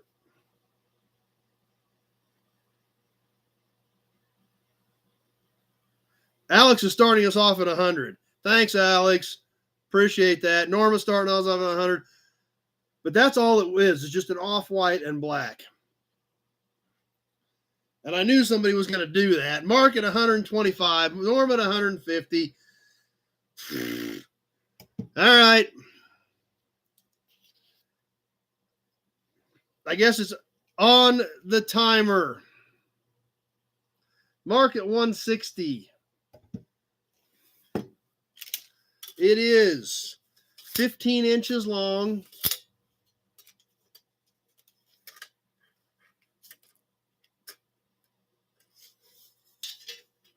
And about 6 inches tall. It is stamped. The 1913 very first Kansas license plate in a dealer tag. Just needs repainted in off-white and black letters. Norma at 200. I know. And I knew this was going to happen because you guys get as excited about these as I do.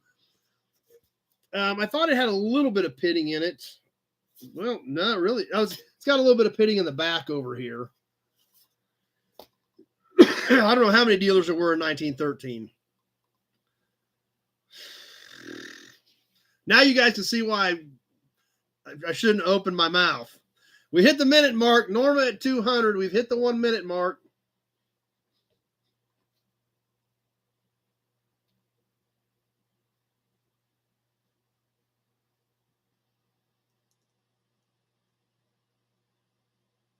There's the minute 20.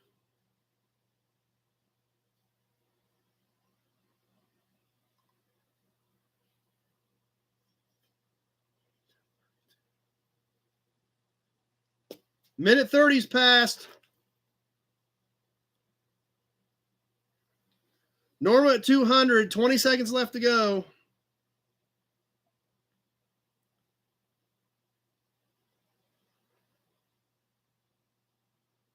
10 seconds left.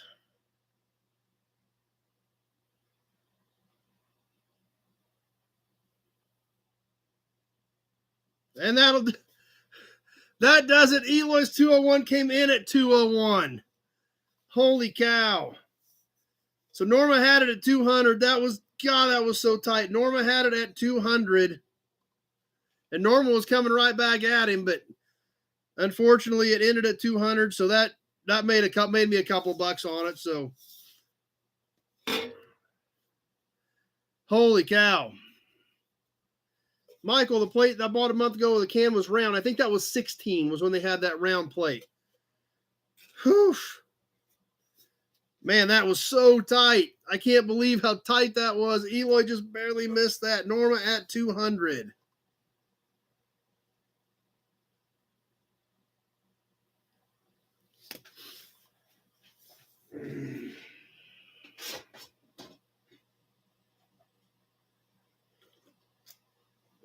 Got to recover from that one. Holy cow.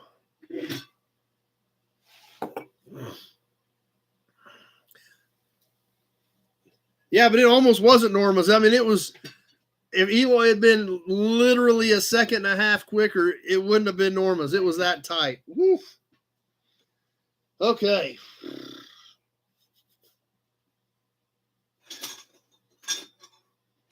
Here's something kind of cool and funky.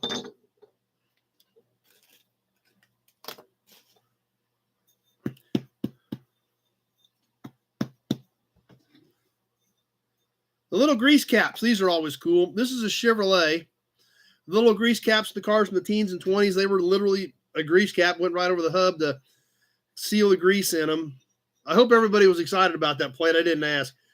I hope it was, I hyped it up pretty good. I hope you guys believe me, it was, or as excited about it as I was when you actually saw what it was. So, but this little grease cap was a Chevrolet. Had Chevrolet stamped right in it. I know we got to kind of start moving forward. It's taking a minute here to let that all process. So, yeah, I know. Because I should have just painted it. Jeff liked it. Yeah, I'm glad some of you guys did because it was a cool piece. So, 2 3/8 in diameter. Yep, yeah, that's true. Norma lives in Kansas too. So, but I know Eloy wants some Kansas plates for his collection also. But the little Chevy grease cap actually is, it's flat on the sides, like you could put a wrench on it. Threaded internal threads on this one to screw it on. Michael at 12 on the little Chevrolet grease cap. This has actually stamped in there. I don't know if you can see it. There we go. If we can get the light right where you can see it's embossed in there, you can see that's actually stamped in there on the little Chevrolet grease cap. Tim's Speed Shop at 14. It is 1 7/8 deep. Let's get it rolling on the timer. Tim's Speed Shop at 14 on the little Chevrolet grease cap. Sam at 20.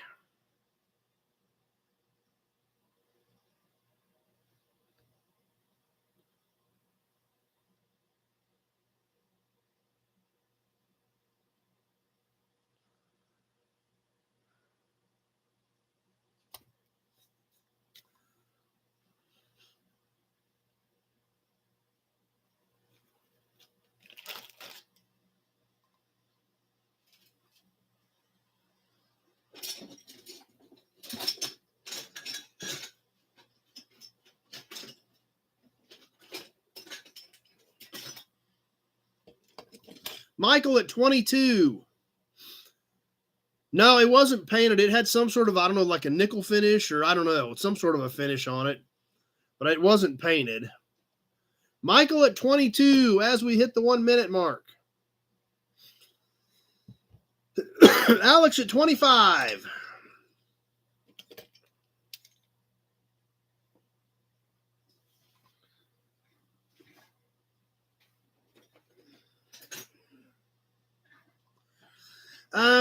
It wouldn't polish up much because this is all worn off around here. So it wouldn't, nickels, what Alex said. They were nickels. So This went on the hub in the center of the wheel. I think it's screwed to the, well, I'm screwed to the wheel or the hub itself. 20 seconds left. Alex at 25.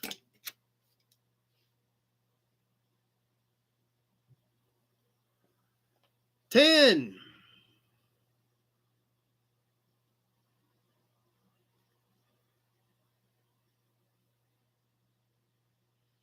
Eloy at 27, right at the 2-minute mark. Pete at 36, but he was too late. Eloy got that one dead on 2:00. Pete came in at 2:01 with 36, but we had Eloy at 27.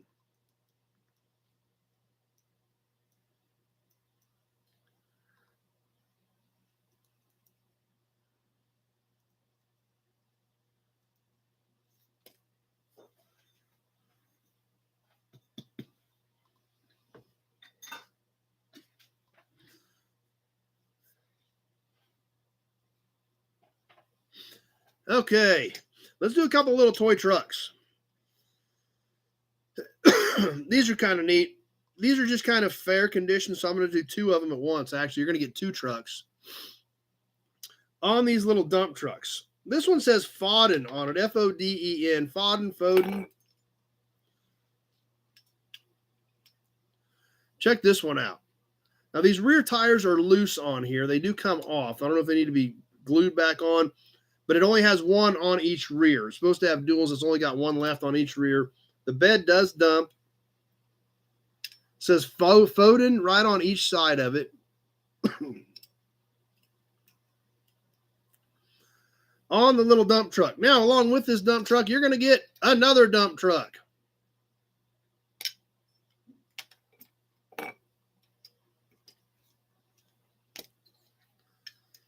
Tim Speed Shop at 5. This dump truck is England. Lesney Products, 1976. It also dumps.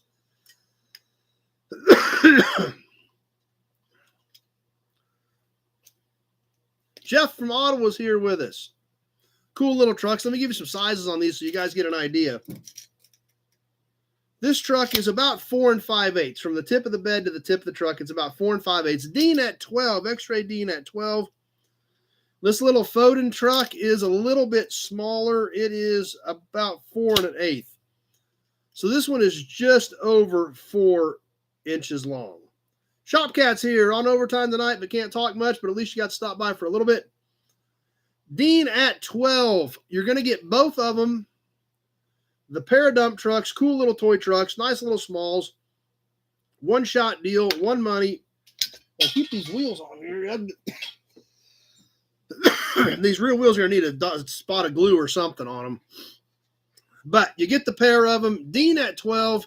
Let's get these things boogieing. I need to get them rode up.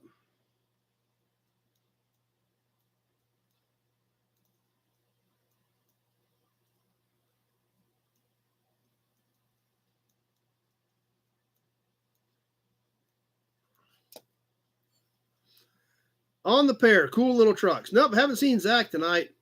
Dean at 12. X-ray Dean at 12. We are live on the timer on the pair of trucks. Yep, old workhorses. That's exactly what they are.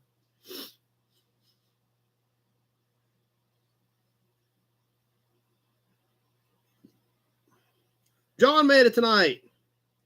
John Anderson is here with us.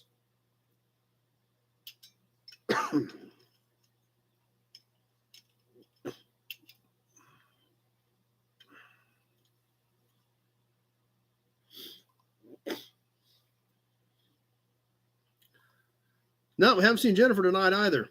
But there's the 1 minute mark on the trucks. Dean at 12. Bigger than Matchbox, but not too big. Just nice little cool display pieces. Dean at 12 on the pair.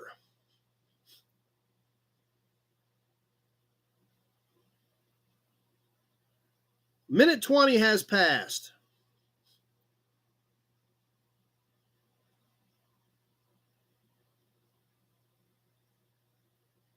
And there's the minute 30 mark. X-ray Dean at 12 on the pair.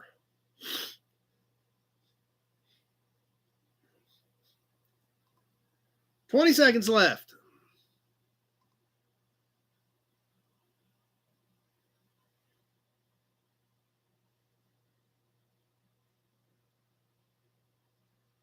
Big job at 15.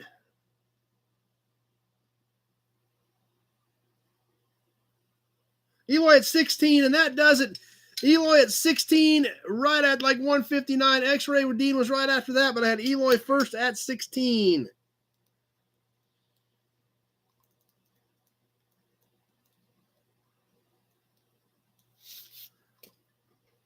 Neat little pieces.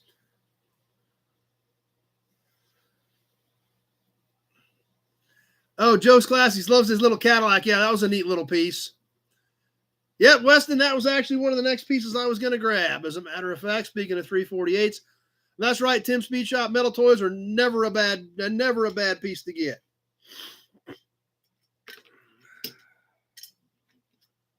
So we will mark those to Eloy at 16.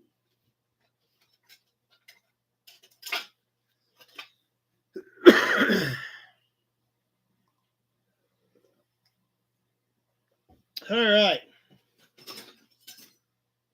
That's right, Weston. That was another piece we needed to get to. This is one of my favorite badges of all time. I love this piece. I do have one in my personal collection. We have looked at it. We've studied it in the past. We've checked it out. I think it's one of the most beautiful badges that Chevrolet ever designed. I think it's a home run. Eloy driving back from Good Guys in his motorhome with his wife driving along. I'm glad you're hanging out with us, Eloy, on your way back. Did you take a car down to show, or did you just go hang out? But I've shared this badge with you guys before, but it was one out of my collection. Numero uno's here. Glad you made it by tonight, number one.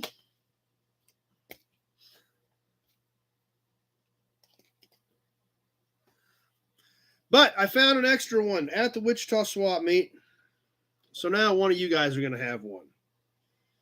I think this design was a home run. I think they did it right. It has the right size. It's big enough to see. It's not too big to be obnoxious.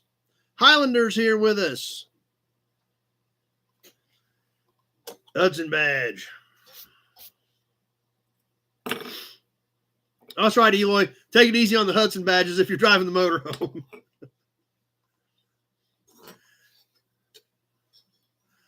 But here it is. The 1959 Chevrolet 348 hood badge. I love this thing. Now, you guys will remember we did share mine a while back.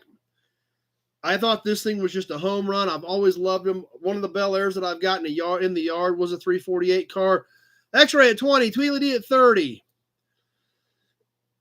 So apparently some of you guys remember these. It has a slight V to it since it was mounted on the hood. Mark at 40. Tim Speed Shop at 32. Mark at 40 is our high bidder. Dean at 35. John at 35. But I've got Mark at 40. Now, if you remember, this flag was red. This flag, you can obviously see, was black and white. I did not repaint these. Eloy at 75. Mine, I did repaint when we looked at it. I did repaint the red in here and the black and white in here. I thought about doing that to this one, but I thought I would leave it to the new owner's discretion. Maybe you will kind of want to leave the faded out black and white in them.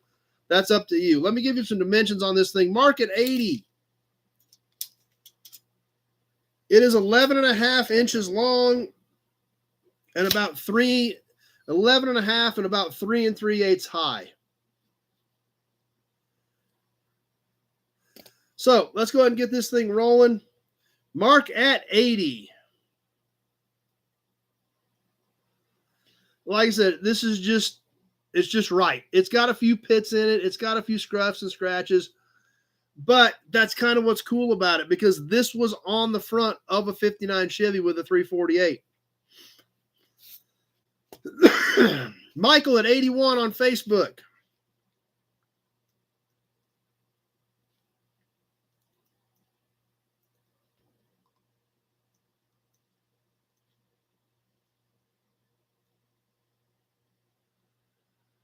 So there's just a lot of things right about this. Now, anything could have had it, the El Camino, the Bel Air, the Impala, anything with a 348.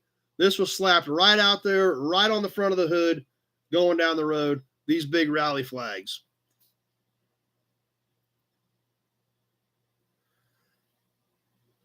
And there's the 1 minute mark. Michael at 81. That's right, John. The only thing is you don't have one. It could be yours here in less than a minute. We'll see what happens. I've got Michael at 81. Weston would take it if he had another 59. He's already got one for his, but there's the minute 20 mark. We've hit the minute 20 mark, coming up on that minute 30 mark. Michael at 81. There's the minute 30 mark. What's going to happen? Michael at 81.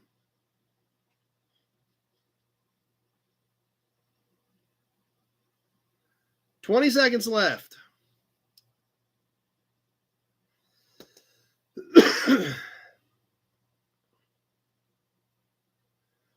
$10, mark at 85.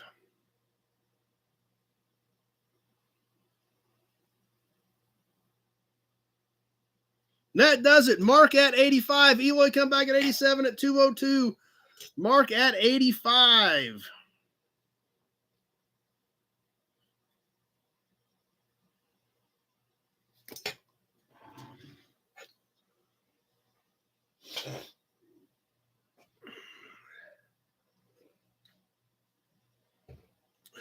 Hudson badge. Eloy's bid came in at like 201 and change. I mean, it was tight. It was super tight, but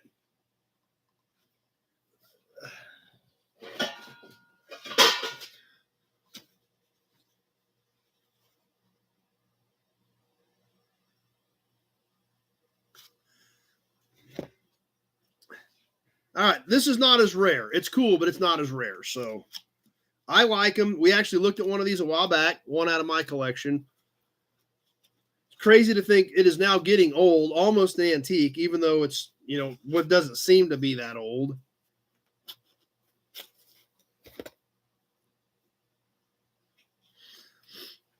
So this isn't a super rare high dollar one, but it is a cool piece. And I think you guys are going to appreciate it. We had a great conversation about the car when we looked at the promo out of my collection. No, Bill, it's not a Corvette.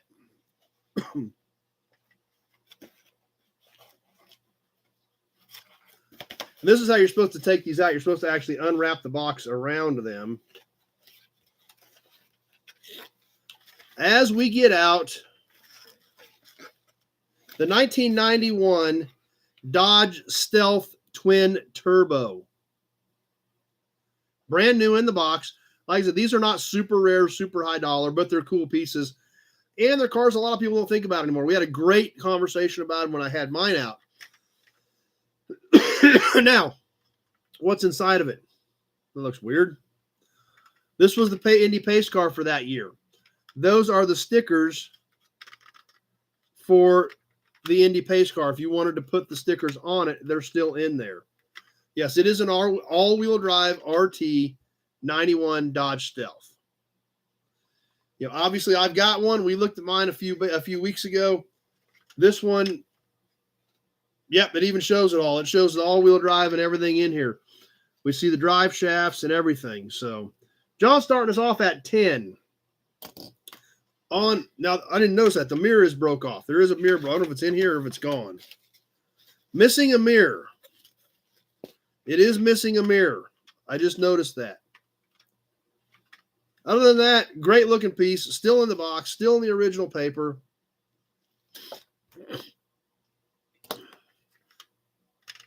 John starting us off at 10. We are live on the timer on the 91 Dodge Stealth RT Twin Turbo all-wheel drive original factory promo model.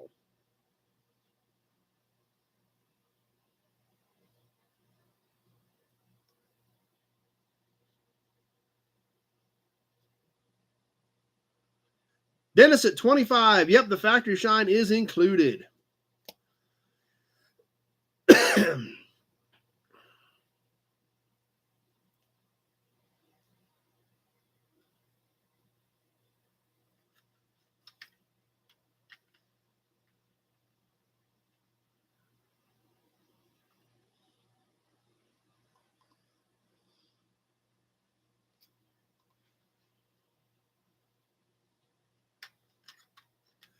As we coming up on the 1 minute mark, I've got Dennis at 25.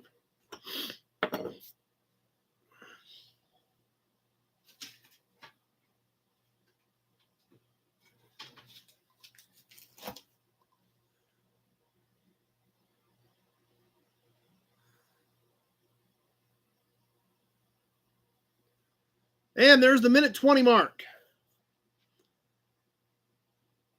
No one can see it or hear it coming or going. That's true. And there's the minute 30 mark. Dennis at 25.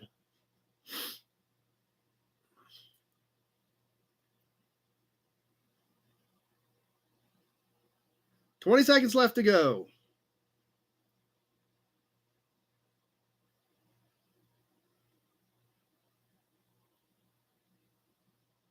10.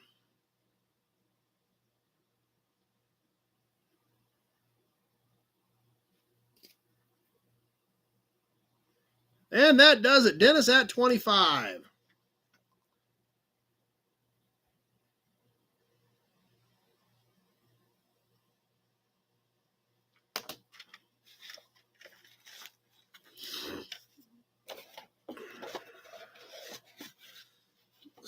Tuck her back away in its box.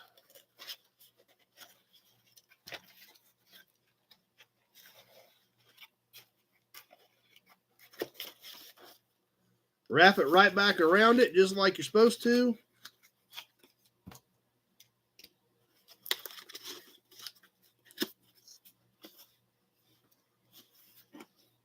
And that could be right. That wasn't the official parking because the UAW did it. That could be right, Jeff.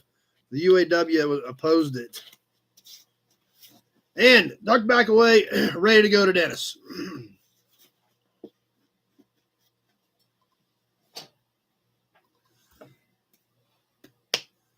We haven't done any enamel badges yet tonight. We've got some of those as well. We better get one of those worked into the mix. And then we'll see what else we want to do to wrap things up tonight. We did one of these a while back. I've got another one. I think it's similar. There's so many different ones of these that, there's probably a half dozen different ones of these. So we did one similar to this. I'm not going to say we did the exact same thing because there's so many of them that have just a super tiny little bit of variation to them that it's hard to say exactly which one is which for sure. And they used them for several years on the Dodge Brothers. They've used these from about 1917 to 1925. Now, we did sell one of these a few months ago, very similar to this. But like I said, there are multiple variations of that depending on who made that particular exact badge. Now, this one, we can see it's black in the perimeters. It had a black and a white triangle in it. We can see the light blue for the water in the ocean around the world on the Dodge Brothers. This one is tweaked a little bit. It was a pressed fitting on the back, just like on the Radiator shell, like most of these were. This one does have some chipping up here. We have some blue loss on there. Yeah, Jeff, the promo tonight was the 65 Mustang Fastback earlier. So this Dodge Brothers, like I said, we did one similar to this. I don't know if it was exact because there's a handful of variations on this exact badge.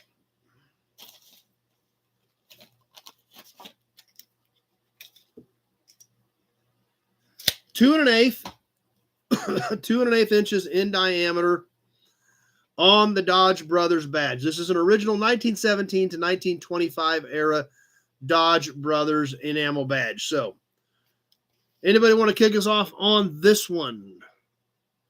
Oh, I just had a bid pop up from Michael at 25. That was probably on the promo, I'm guessing, because it says a minute ago, unless it was on this. But I've got Alex at 30 on YouTube, so I'm not sure what that was, Michael, since it just popped up. But it says a minute ago. But I've got Alex at 30 at this point. I bet it was on this probably. You're probably on this, Michael. But I've got Alex at 30 now. So Alex at 30 on the Dodge Brothers.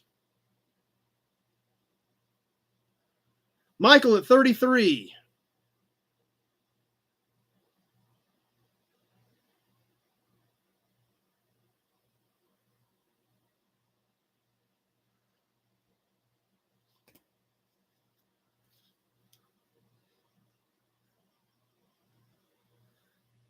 Michael at 33. We are live on the timer. I need to be thinking about what we want to do next.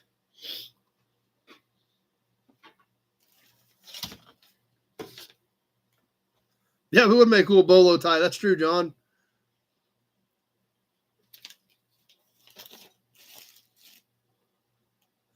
Alex at 40.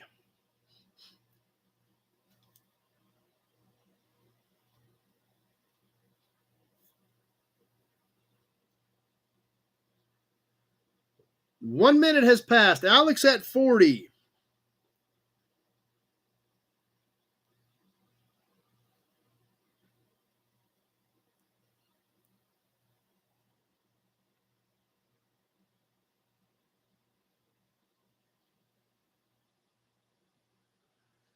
Minute 20 has passed. Michael at 42. Michael at 42 as we come up on the 1 minute mark. Alex at 45. Alex at 45. We've hit the minute 30 mark, almost to the minute 40 mark. Alex at 45.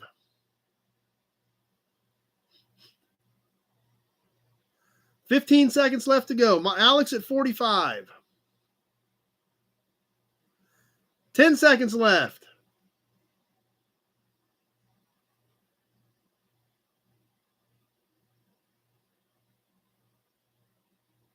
And that does it. Alex at 45.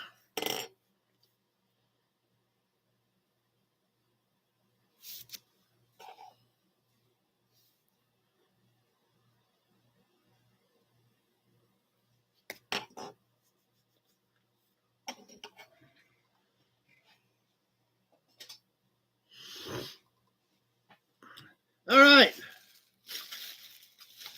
Let's dig back into the John Bag horn buttons.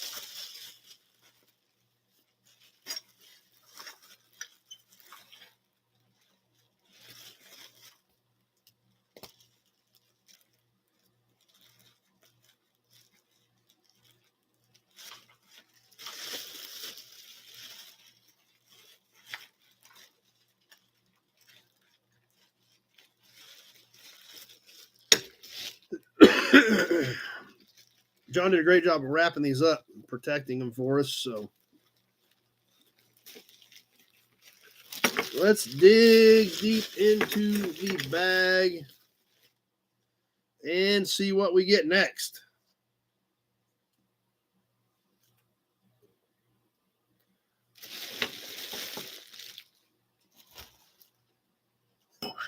I did walk past that truck the other day, Pete, and it's got a mud flap over part of the name. I need to try to figure that out and see if I take that mud flap off or something. But I can get you a picture of it, but I can't see the whole name on it. So, anyway, this is another great one. Wow, shaving this thing. I mean, literally, I think I could shave in this thing. I could put my contacts in with it, I think. It's that good. It's that shiny. It is cool. It is sharp. And it is a Pontiac. Look at that. There's the webcams, literally. Everybody's got sunglasses on for this thing because it is that. John had this thing polished up. Check it out. There's my notepad. Hi, everybody. Tweet the D at 25. Big Job got welder burn. Yeah, it's about that bright. Tweet D's kicking us off at 25. I think this is early 40s era. It is 3 3/8 in diameter. This is all stamped in it. Everything in this is stamped and then chrome plated. We can see on the back how it's all embossed. It's all stamped into the piece. None of it's a sticker or made up or make-believe. It's all stamped, embossed in the piece. Beautiful piece. Thanks to John for this. Tweet the D at 25. Let's make this thing happen. Let's get boogieing on it. It is on the timer. See, Alan says he could shave in it, so.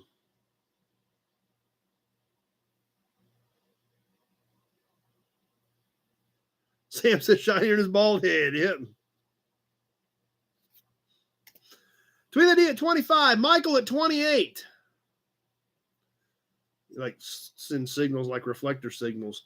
Gray Kitty is up on the microwave sleeping. Let's see. I don't know if we can catch her. That one light is right above her. She's right up here sleeping on top of the microwave. X-Ray Dean at 30.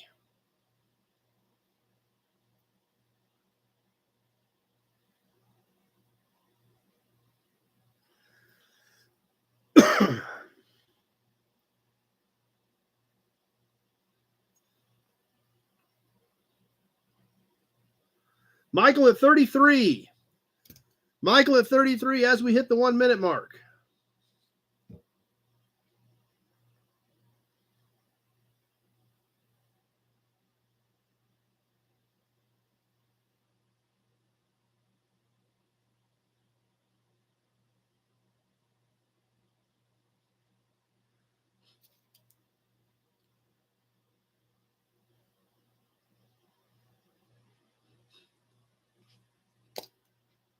And there's the 1 minute and 30-second mark. Michael at 33. That's right. Commissioner Gordy's calling Batman. There we go. 20 seconds left to go. Michael at 33.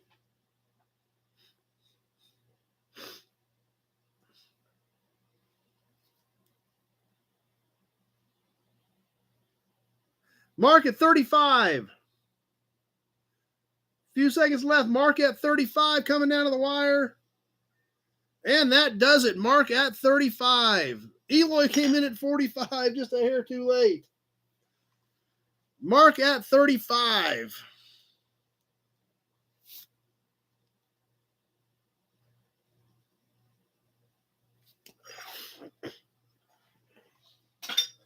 So huge shout out to John for working me a deal on those so I could bring them here and share them with you guys. So Michael came back at 36 over there as well, a little too late. So what else do we need to do? What else do we want to do? What else do we want to do?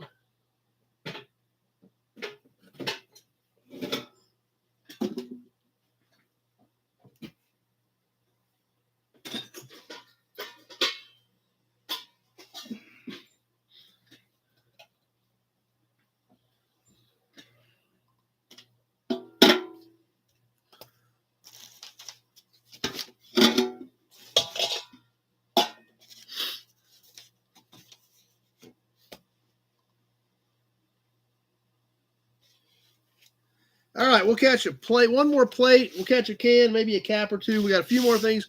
Then we're going to move on to the Knot magazine tonight. This next plate, this is a little bit rougher, more of a starter type plate, dollar-wise, but it has a great shine. It's a 1968 Kansas, standard size plate. It's got a little surface rust up in a few of these spots.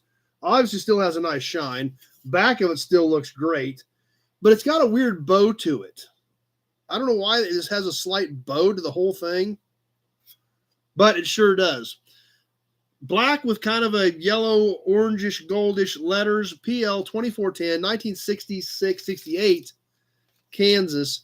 This does have an envelope, however, it is not the correct envelope for it. So it will come with an envelope, but it is not the correct one. So standard size plate, it looks great. It just has this weird curve to it.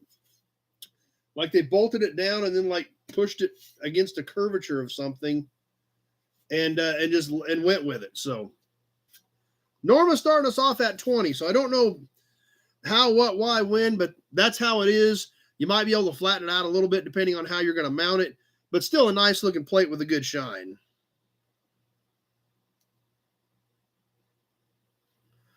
We've got Norma at 20. We are live. We are on the timer, so we are boogieing on this thing.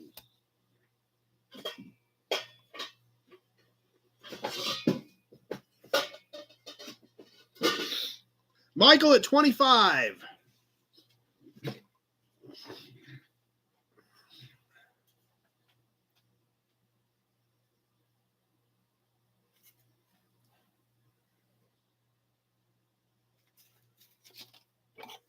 Auburn.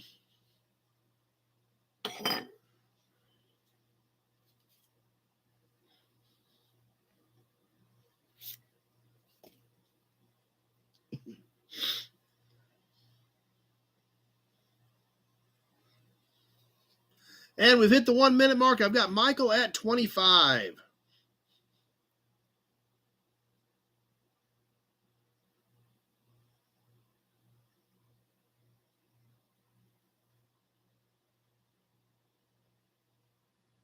Minute 20 has passed.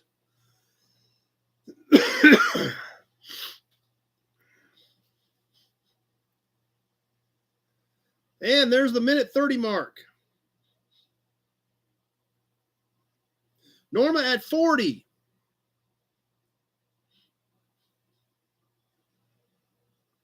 $20 seconds left to go.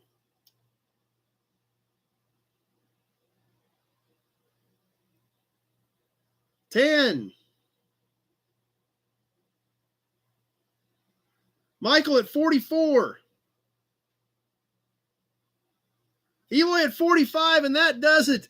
That was at 159. Eloy snuck that one in. Eloy at 45.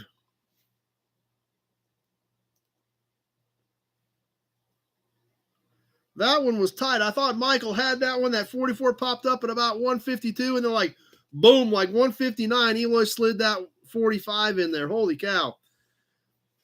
Eloy cuts are close. Sometimes he wins, sometimes he loses. That one he happened to win, so.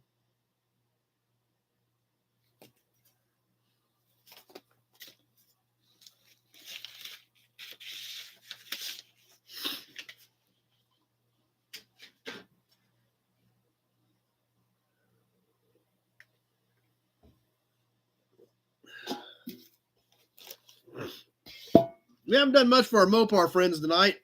How about we catch a Mopar cap?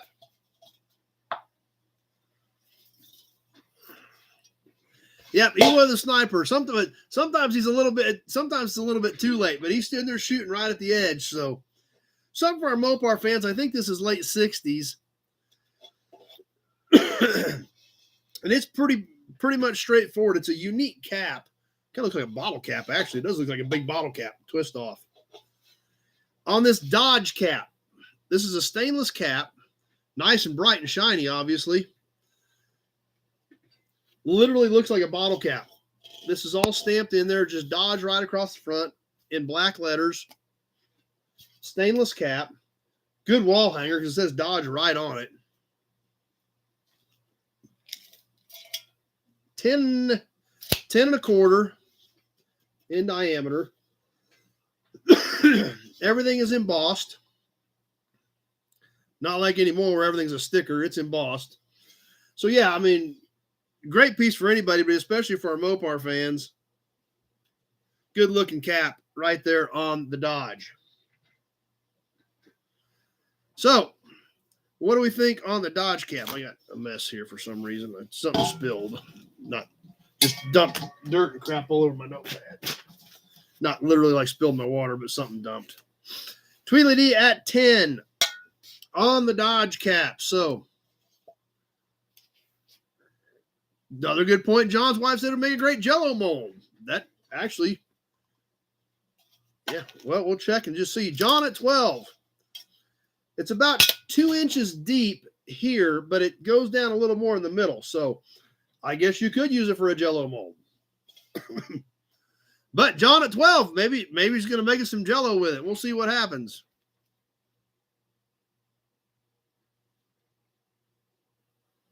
Or a cake pan. Yep, that's true too.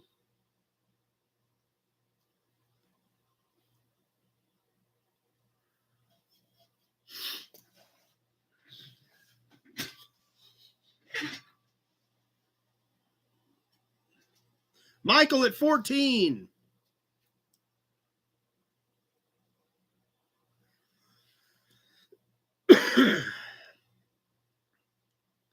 And there's the 1 minute mark. Michael at 14.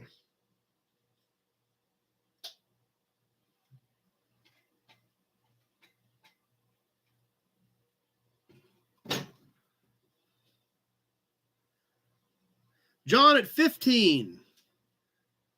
And there's the minute 20 mark. John at 15.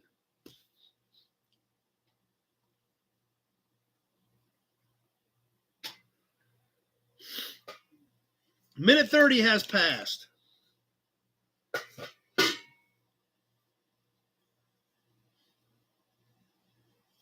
John at 15 with 20 seconds left to go.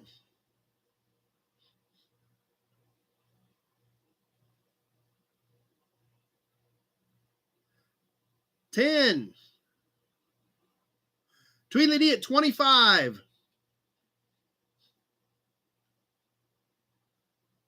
And that will get it. Tweedledee at 25.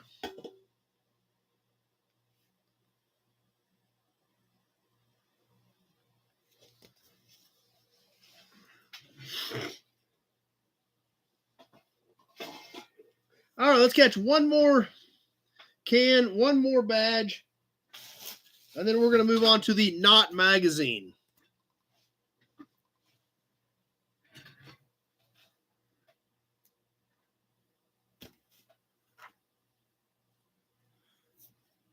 Let's do another enamel badge. We love these early enamel badges. This is a nice one. Great color, very little chipping, very deep colors on it. Just a few chips right on the tip of it for our Chevrolet fans. I think this is about a 35 truck grill, roughly 34, 35 era.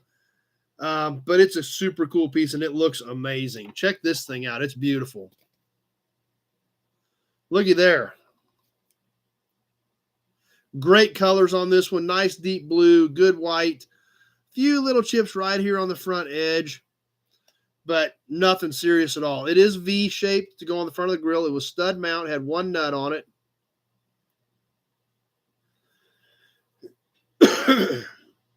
And it's a good looking piece. It is.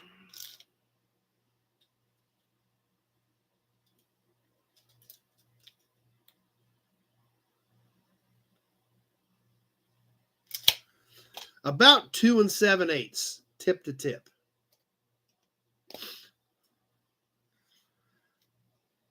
Big Job at 20 on the little Chevrolet badge. It is about an inch high. Forgot to do the top, the height. Big Job at 20 on the Chevy badge. Michael at 18, but I've already got Big Job at 20.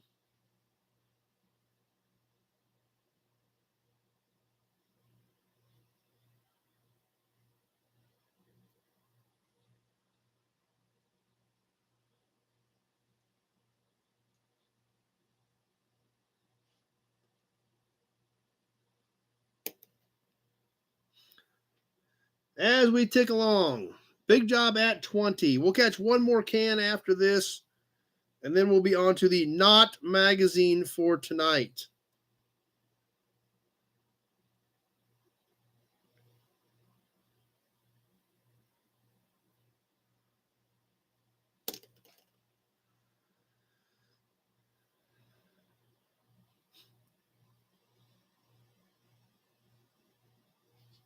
Big Job at 20.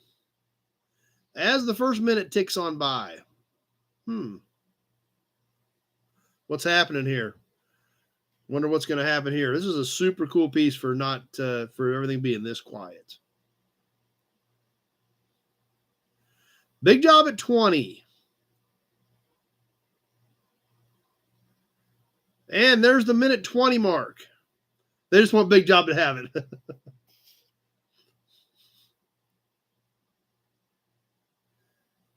Minute 30 has passed.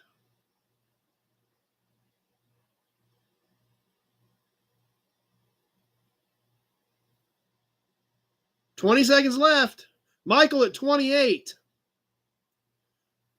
X-Ray Dean at 25. I've got Michael at 28 on Facebook. 10 seconds. Mark at 30.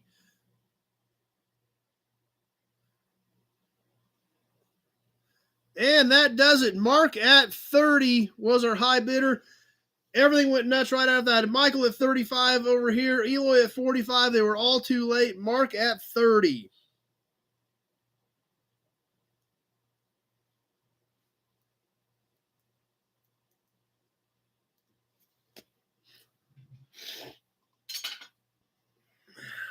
One more can, and then we're going to get moving on to the Knot magazine for tonight. Dispatch 50, that was way too, obviously got a heck of a lag there. So a whole bunch of bids, but everything got hung up or something. Mark got pretty lucky on that one, to say the least.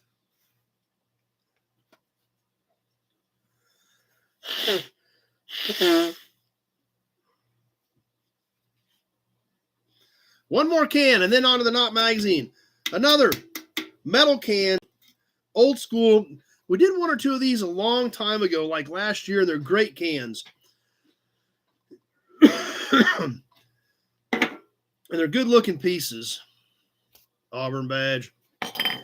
On the Champlin Hy-Vee, this is the one with the Star Trek type symbol on it. Great colors, nice deep blue. Has the ridges in it like a coffee can does. Got kind of the Star Trek looking symbol. Champlin Hy-Vee. These are good looking cans with nice colors. Brian's full screen froze up. It is empty. It was drained on the top. It was 2020 SAE oil at one point. Yep, like a soup can. Yep. Little whammo down here on the bottom. It does say Champlin on both sides, but nice, deep, bright blue with the white popping against it. And I just call it the Star Trek symbol. John's starting us off at 15. Punched on the top. Bottom still intact. Great colors. Great looking can. Nice Star Trek symbol or whatever it is that kind of, set off the letters on the back of that one.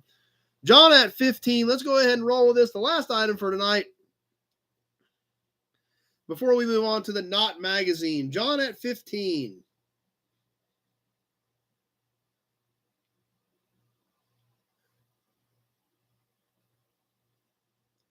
Michael likes the color. Yeah, it's a great blue. And with the white symbols on them, it's a good looking can. John at 15. All metal. We see the seam over here. Champlin Petroleum Company, Enid, Oklahoma. Right here on the crease where it was stamped together.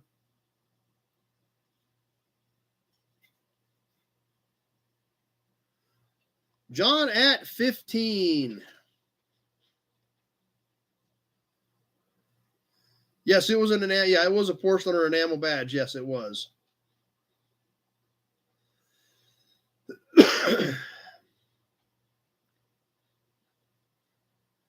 And there's the 1 minute mark. John at 15.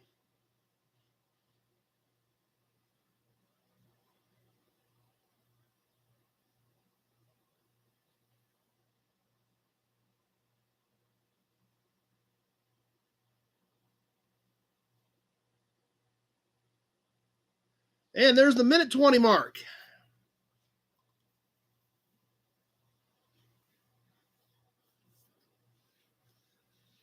Minute 30 has passed. John at 15. Last 30 seconds on the last item for tonight.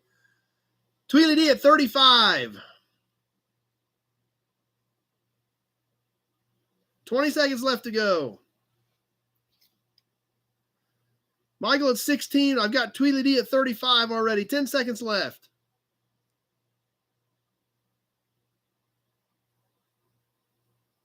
Michael at 38. Pete at 36. But that does it. Michael at 38.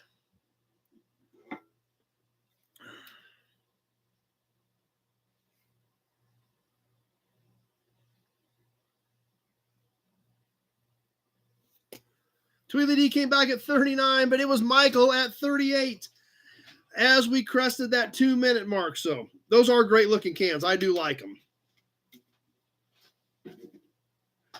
All right, what a night. That was a ton of fun, guys. Thanks for everybody for participating in the auction tonight. Had a lot of fun with you guys. I appreciate everybody's sportsmanship. I appreciate the fun that we have. And I appreciate the fact that you guys come out and help support this financially, what we're doing here, which is great. And it adds awesome stuff to your guys' collection. So anyway, it was a lot of fun. I'm glad you guys enjoyed it. And it was a blast. It was great stuff tonight. I hope the plate hype lived up to the hype that I had it worked up to, but it was a lot of fun.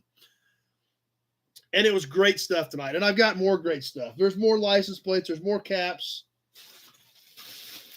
We got the rest of this bag of goodies from John. There's 3 more in here.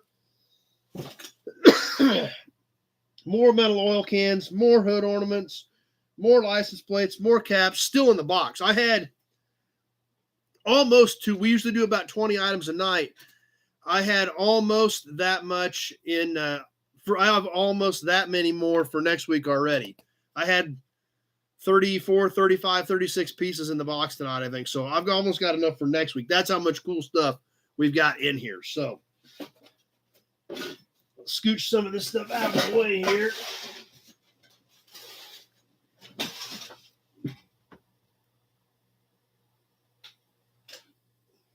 And get ready for the Knot magazine.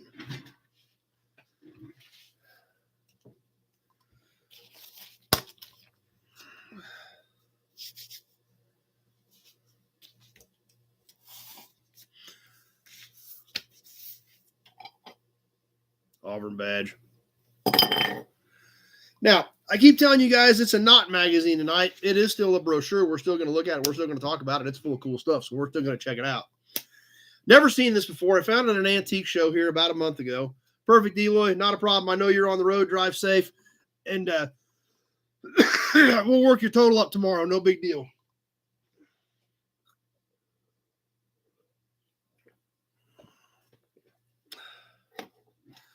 So I hope you had fun at the Good Guys show. Actually, one of my friends here, her cousin actually works for Good Guys. I think Good Guys. Yeah, her cousin works for Good Guys. So hope you had a good time at that show. So on to the Knot magazine. I kind of been hyping this up too. The Knot magazine tonight, and this thing is so cool. This is a speed catalog. Only it's not J.C. Whitney or Honest Charlie's or one of those that we typically think about. And it's also pretty early. This catalog, this is so cool.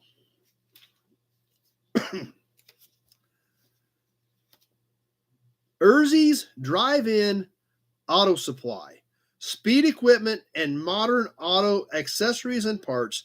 Catalog number 1, Ursie's Drive-In Auto Supply at 3rd and East San Salvador, San Jose, California. The Knot magazine for tonight.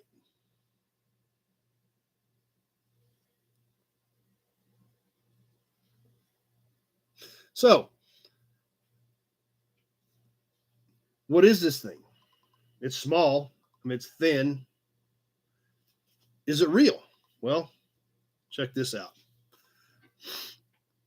Kevin L's digging it already. This still has the stamp on the back. From when it was sent to Mr. Douglas Cook, handwritten, Mr. Douglas Cook in Hutchinson, Kansas. Brian Dispatch, get some rest, buddy. We know you need it. You're fighting. Let's go get some rest and hang out with us and check out the rest tomorrow, Brian. It still has the 3-cent stamp on the back from when this thing was mailed to this dude in Hutchinson, Kansas.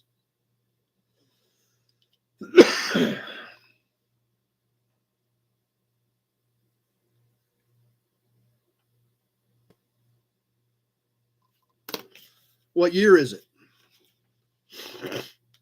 Well, we're going to go to the note from the founder here.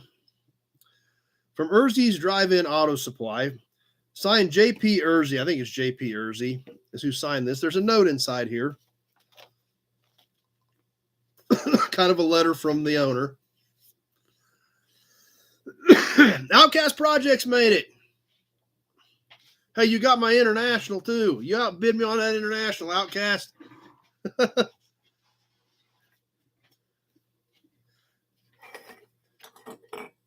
But it sounds like it was a cool truck, so can't wait to see it. I don't know if you posted it or not, but can't wait to see it. Dear motorists and car fans, this is our first catalog. It gives you much of interest. Literally, it gives you much of interest for the owner of any type of car, small, large, custom-built, or sleek speed job. The prices, due to present conditions, are subject to change without notice. Make Ursie's your source of supply for everything needed in the upkeep, improvement, or rebuilding of your car, either wholly or in part. If you do not see in this catalog that which you need, we will get it for you if it's made. We will do this promptly at prices others do not meet. Get the habit of depending upon Ursie's. Come to our Drive-In Auto Supply and get acquainted with the vast number of items we carry. We want to serve you in 1950 and every year to come.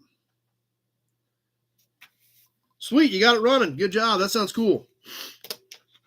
Yep. The Ursie's Speed Equipment Catalog from 1950.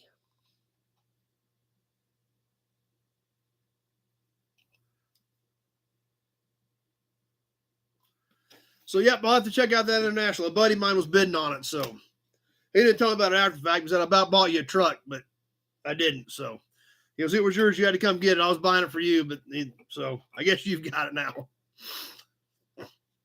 So anyway, what Urzies have available in their catalog number? Yeah, that's who was bidding on it for me. So in catalog number 1, what do they have? Urzies, for those unusual auto accessories. Electrolux electric gas tank cap. Here's the answer to lost caps, theft of gas, and pranksters. Controlled from dash, push button, cap flips open. Electric gas cap. Locking gas cap.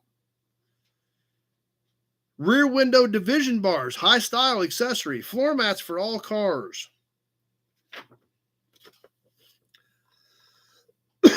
Yeah, he got 2 tractors that day. I think he got 2 tractors the day before that too. I think he bought 4 or 5 tractors that weekend.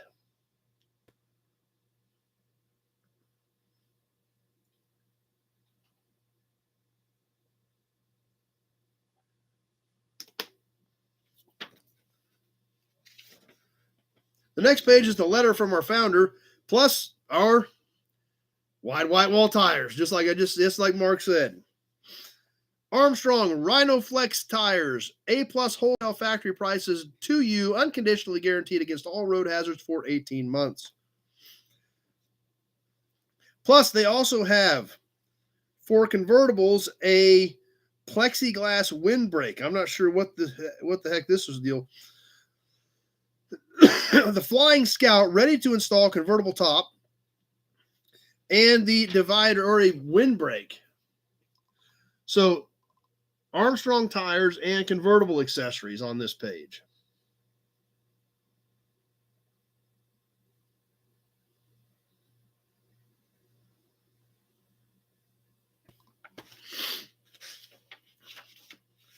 Custom built automatic auto radios.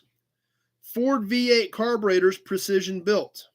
Side draft setup for Chevy. So the custom built auto radio, Chevy, Ford, Plymouth, Dodge, Hudson, and Studebaker. Super heterodyne, 6 tubes, including rectifier, custom built to fit instrument panel, tuned RF stage for extreme sensitivity and selectivity, simple installation, large full vision slide out rule dial, automatic volume control. On the custom built auto radios.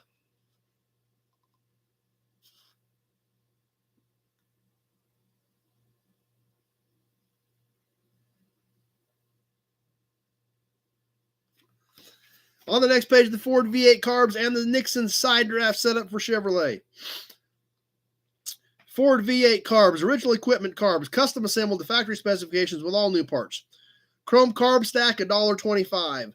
Chrome carburetor, $15.95 outright, $9.95 exchange. Chrome fuel pump, $3.49. Nixon side draft setup for 6-cylinder Chevrolet. Perfect fuel distribution to each cylinder. No flat spots from the hole to top RPM. Setup complete, consisting of manifold, carburetors, linkage, and gas line. Side draft setup for a 6-cylinder Chevrolet, $126 plus tax. Plus the fill coolator ink oil cooler. Check this stuff out. The Ford carbs, the side draft setup for the Chevy, $126.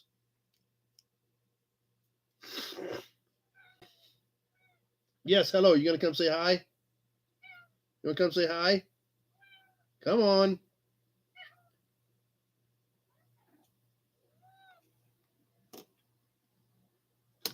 No, you are not going that direction. That's the keyboard.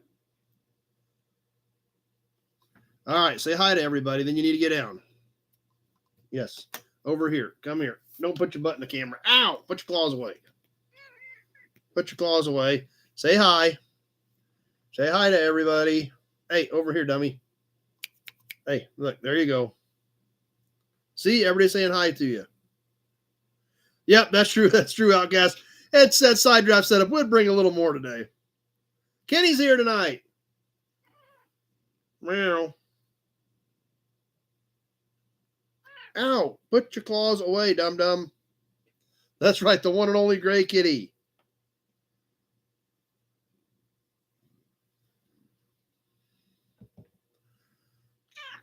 Meow. Yes. Yes. All right. You ready to go back down? Or are you going to sit up here? We're going to get through back to our hot rod catalog. All right. Park it. Stay off the keyboard. Whatever you do, off the keyboard. You know, check out the magazine with us. All right. On to the next page. Meow. Hood ornaments. Beautiful chrome die-cast hood wings, tailored for rich appearance and easy installation. Silver, $2.98. Gold, $3.98. Lowering block kits. The barking dog horn that whistles like a wolf. Radiator hoses for flathead Fords. An antenna booster. Fan belts and cushion robe. Looks like a seat cover, but still tons of cool stuff. Kevin, got an early morning night, got to bail off. Thanks for being here tonight, Kevin. Glad you hung out for a while with us.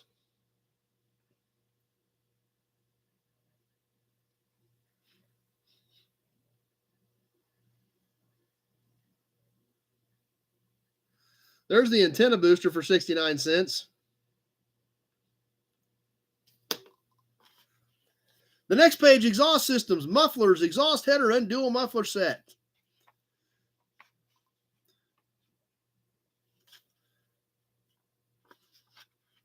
With application and price charge. That's right, 69 cents was big money for them, probably an hour's worth of labor.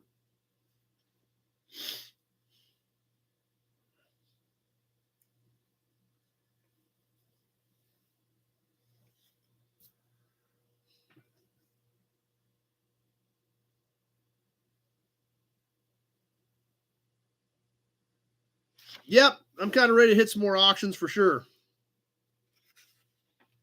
And there's some swap meets coming up too, so lots of things happening. More accessories. Chrome dash panels for Ford products. Car shave. Now you can use your electric shaver anytime, anywhere.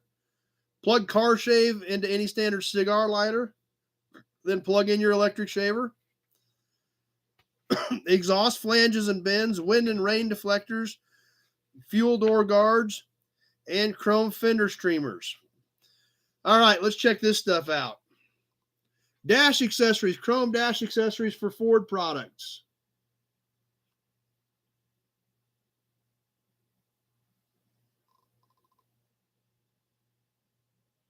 Exhaust pieces. Rear fender chrome spears for 49 and 50 Fords. Shaver Buddy, the car shaver. I don't know if that was like, it doesn't say it's the shaver. It says you plug in car shaver, then you plug in your razor. So, you know, I'm wondering, it was like, was it an inverter for the day or something? I don't know. Actually, shavers were they were an accessory in some cars back in the 50s. I don't know why. I'm with you. I don't know why you would want to do it, but I mean, it's. And the wind and rain deflectors are 29 cents a set. Fuel door guard.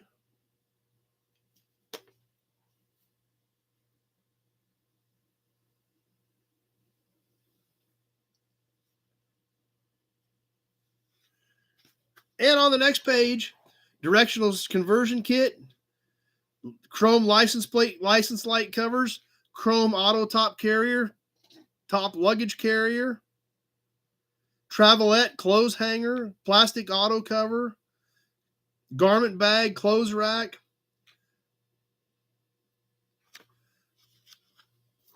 chrome tag light covers for Chevys and Pontiacs, luggage racks, garment bag, clothes rack across the car. Back to our traveling salesman comments. Travelette, where you had a little rack you could hang your clothes on.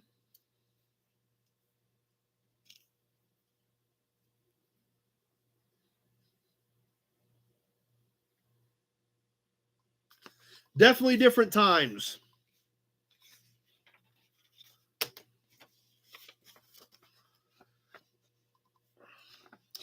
Here's some cool pieces. Doll up that car at Urzi's. Now, one of the most desirable visors out there right now is a Peckett. And they've actually got Pecketts listed in here. They've also got lucite sun visors, gravel guards, chrome exhaust tips.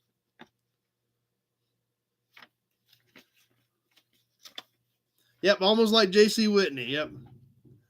Yeah, this is a lot cooler than the internet, though, Tweedly D, but check this out. We all know visors are hard to find and pretty valuable. A brand new one was $22.50 in 1950. Chrome gravel guards, bumper tips, exhaust tips, throttle linkage for a Ford.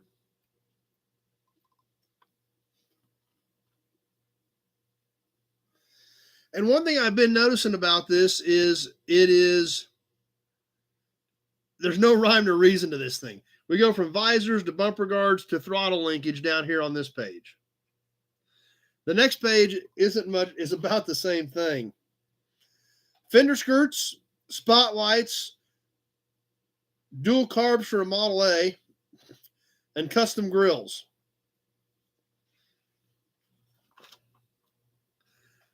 Yep, send your check. Hope to see it in a couple months.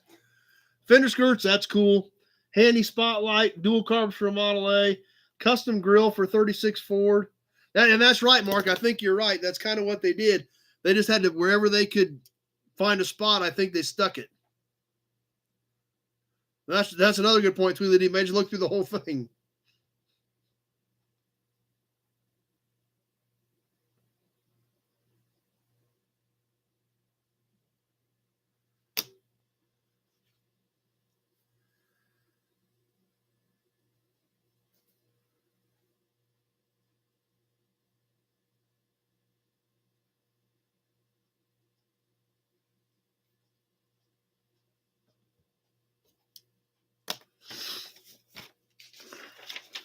The inside center, seat covers, tissue dispensers, curb feelers, armrest covers, big dual page spread on seat covers. Take a minute to soak that one in.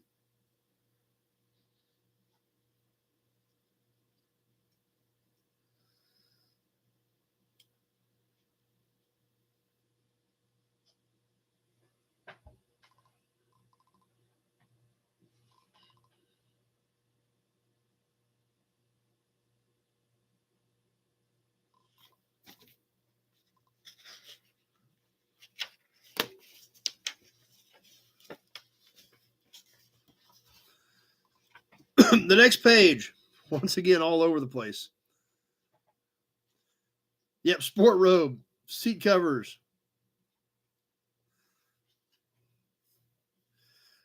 Racing pistons, chrome monogram initials, jacket emblems, chrome knobs, throttle linkage, and chrome nut covers, all on the same page. Literally. Pistons, monogram letters, jacket emblems, chrome knobs, chrome nuts, and throttle linkage. I don't know how you got from throttle linkage to monogram letters to pistons all on one page, but by God, they sure got her done. Sam's got to bail off. Glad you're here for a while tonight, Sam. Yeah, that's true, Big Job. If you had a trailer load of this stuff stashed somewhere, this stuff would bring a mint if you had all this stuff original.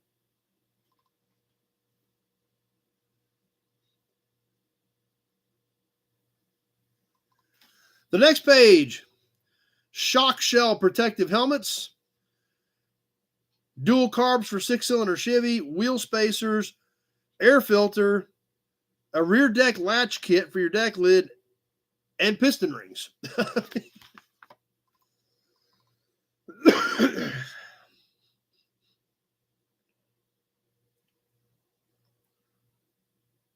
So that dual carb setup for the Chevy, the manifold was $42.25. All manifolds finished with or without heat, which I'm sure is a heat riser. Yep, that's right, John. I'm sure there were a lot of guys that sat up all night and flipped through this with a flashlight. Oh, and don't forget the shock shell. The shock shell helmet up here.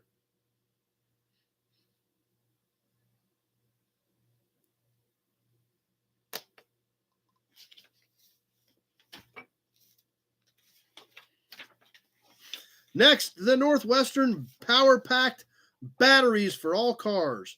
Liter batteries, $6.95.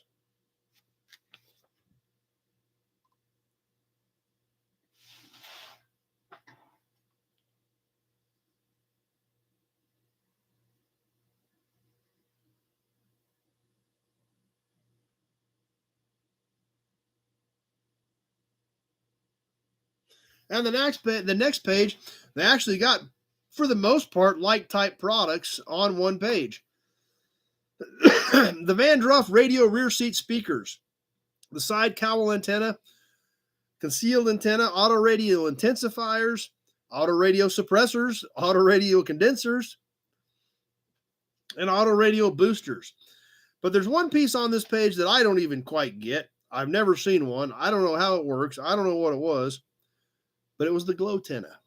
Has anybody ever heard of glow tenna?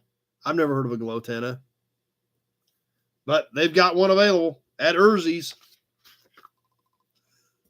The glow tenna.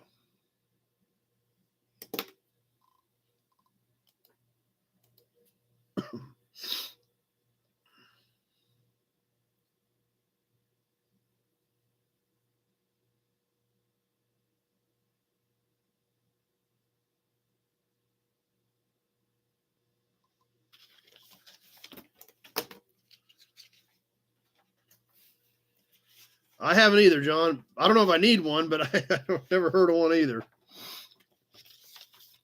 See you coming or going. That's true. The next page, actually primarily engine parts. X-Ray Dean had glow tips on CB antennas. Big Job has a glow antenna for his CB. Manifolds. Tappets, so lifters, gaskets, cams, carburetor manifolds, Edelbrock, Navarro, Offenhauser, Tattersfield, Evans, Meyer, Wyan, Knudsen, and Edmonds.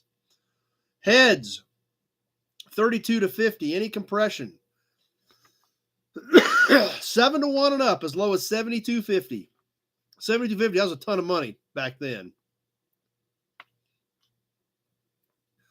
Okay, Big Job has a fluorescent tube next to the CB antenna. Hit the trigger, and the antenna will light up on the fluorescent in the tube. Okay. Anthony's on with us for a while.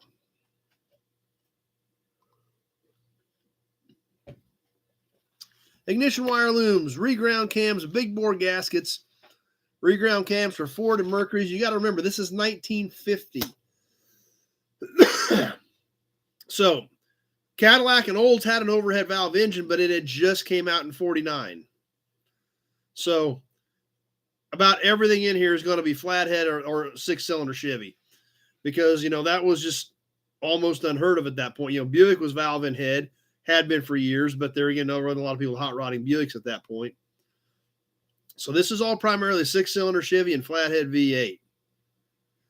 Right at the cusp, right at the beginning of the overhead valve world that we are so familiar with today.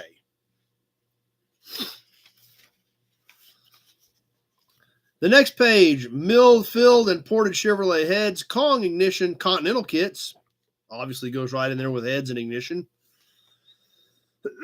As well as the shackles and sway bars, juice brakes, and coils. So literally we've got a Continental kit, heads, points, and ignition, shackles, juice brakes, and a sway bar on the same page. So what does it say about it? Of course, obviously, this is 1950. You know, Ford didn't come out with juice brakes until 40. Juice brakes were only 10 years old on Fords when this catalog was printed.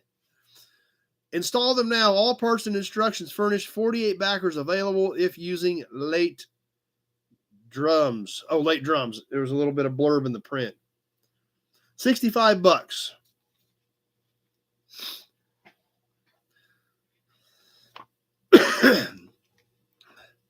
Milled, filled, and ported Chevrolet heads, 1937 to 1950 models, including Power Glide, combustion chamber design engineered for maximum power depending on compression ratio desired. Available in 7.7 to 1 up to 12 to 1. $44 to $69.50 exchange. Continental kit for $49.50 Ford's $114.50.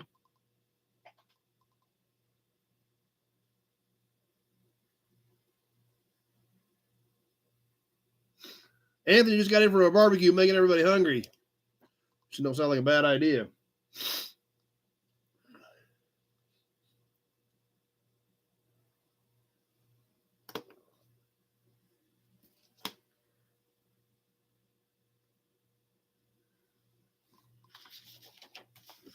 What is up next at Urzi's? Differentials. Adjustable main jet screws, steering arms, flywheels, and differentials. The Pat Warren open axle type center section for 270 horsepower Offenhausers. Skillfully incorporated in the Warren center section is the ribbed housing, which achieves both lightness and weight as well as added strength. Open axle type quick change rear end for midgets, roadsters, dirt track cars, available with midget, V8 Rudge, and Dayton type hubs. And curved velocity stacks, obviously right there with differential parts. Makes perfect sense.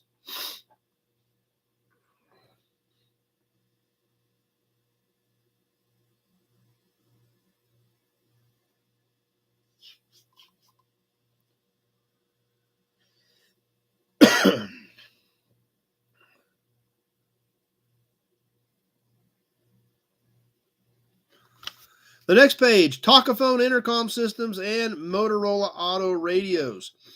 Now, it's weird today to think about this, that there was all these aftermarket radios, and a lot of aftermarket radios made specifically for those dashes because all those dashes were unique back then. But most cars didn't have a radio. They just didn't come with them. It was not standard equipment. That was a pretty big option back at that time to get a radio. So here we've got the intercom systems as well as the auto radios.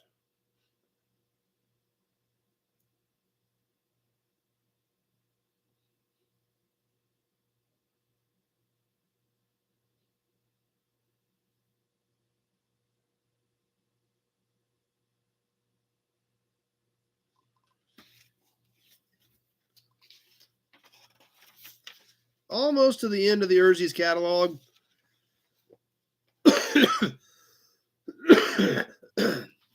As we get to something else that we don't think about a lot in today's world, that was not standard equipment.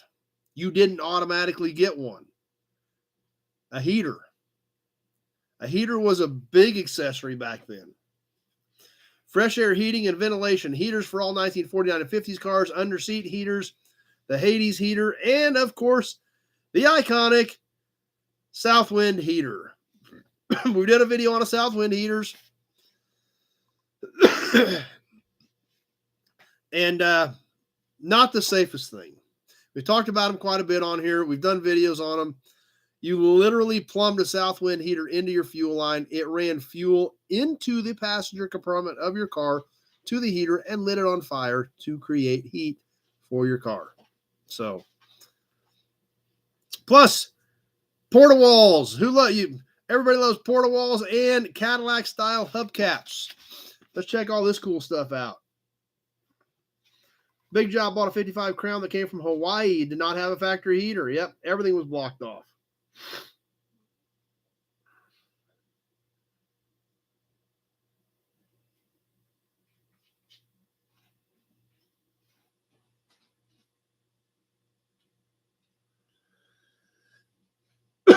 That's right. Meekum Glendale is this week. I'm not going. My buddy Doug is going down to rep a car for some of his customers. The Blue Judge convertible. My friend Doug Ray is going down to rep that car. So it's a killer car. I've seen it in person. It's a gorgeous blue 70 Judge convertible that is going down there from our area.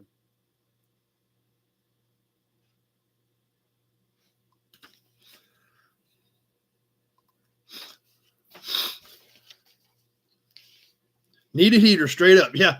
And back then, you didn't automatically get one. That's for sure. Let's go ahead and catch the last page in this magazine. Spotlights. Obviously, spotlights were a big deal, a great accessory. A lot of people loved them. And backup lights, accessory backup lights. They even had Appleton spotlights, obviously kind of the iconic ones from the 50s on the Appleton lights. You know, so popular they even sold dummy spots where it just looked like you had them, but they weren't actually spotlights. So,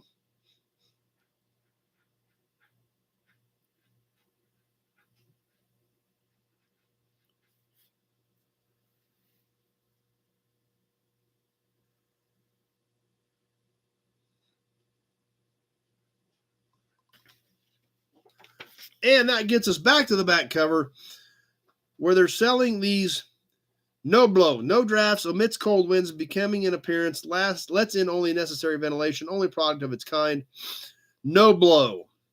And I'm not sure exactly how it works because the picture isn't that great. Spotlights were a bit blinding, that's for sure back then. Add backup lights for $5. Yep. The no blow, I'm not sure how this deal works, but there it is. It's on the back cover. Randy remembers the fake spots. Yep.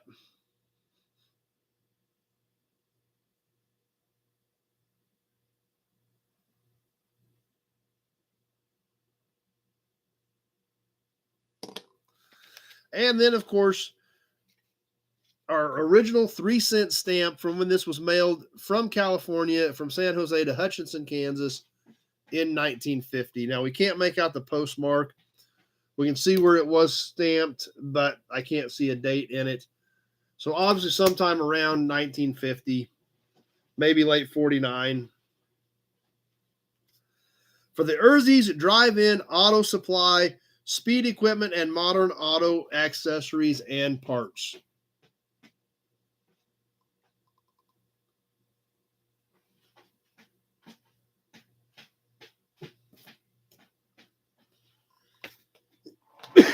So, hope you guys enjoyed that. I hope you guys like the Not magazine for tonight.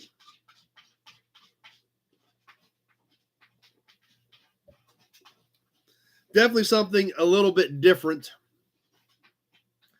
and a really cool piece. So, the catalog was 25 cents if you didn't catch that. So, I hope you guys enjoyed it. I kind of hyped it up as well because it was something different, but I thought it was so neat when I found it that I just had to have it. A lot of you guys are, yep, that is Heather Thomas up there. She kind of hangs out with us every week. But I thought it was different. I thought it was cool. When I found it at the antique show, I had to send pictures to Addie. She's like, "Oh yeah, we got to get that." Kenny, it's 20 miles north of San Jose, just a few hours ago. So well, I'm glad you guys enjoyed it. It's something a little bit different, but I like to shake it up a little bit. Sometimes that's fun to do things a little bit different. And that's what everything. It's cool and different. A lot of that popping up, which is great. I'm glad you guys enjoyed it. And I thought it was so cool that I knew we had to share it. And I thought Toy Tuesday, we wouldn't have time to really sit down and go through it like we should. So I thought, well, shoot, we'll just incorporate it into the magazine section so that we've got time to just really study it, take it all in, because that's really the only way to do it. So there it is, the Urzi Speed Equipment and Modern Accessories and Parts Catalog for 1950. Nope, this is the only one I got. Catalog number 1. I wonder if there was a catalog number 2, to be honest with you. Yeah, I Googled Urzies, and there's absolutely nothing on it anywhere that I could find. I didn't dig too deep, but there was absolutely nothing that I found on it. So Mark liked the concept, so good. Glad you guys did. And it's fun to do something different every now and again.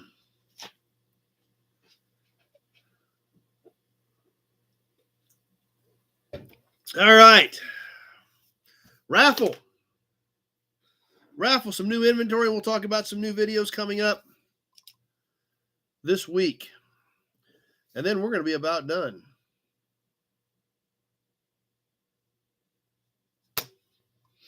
Raffle.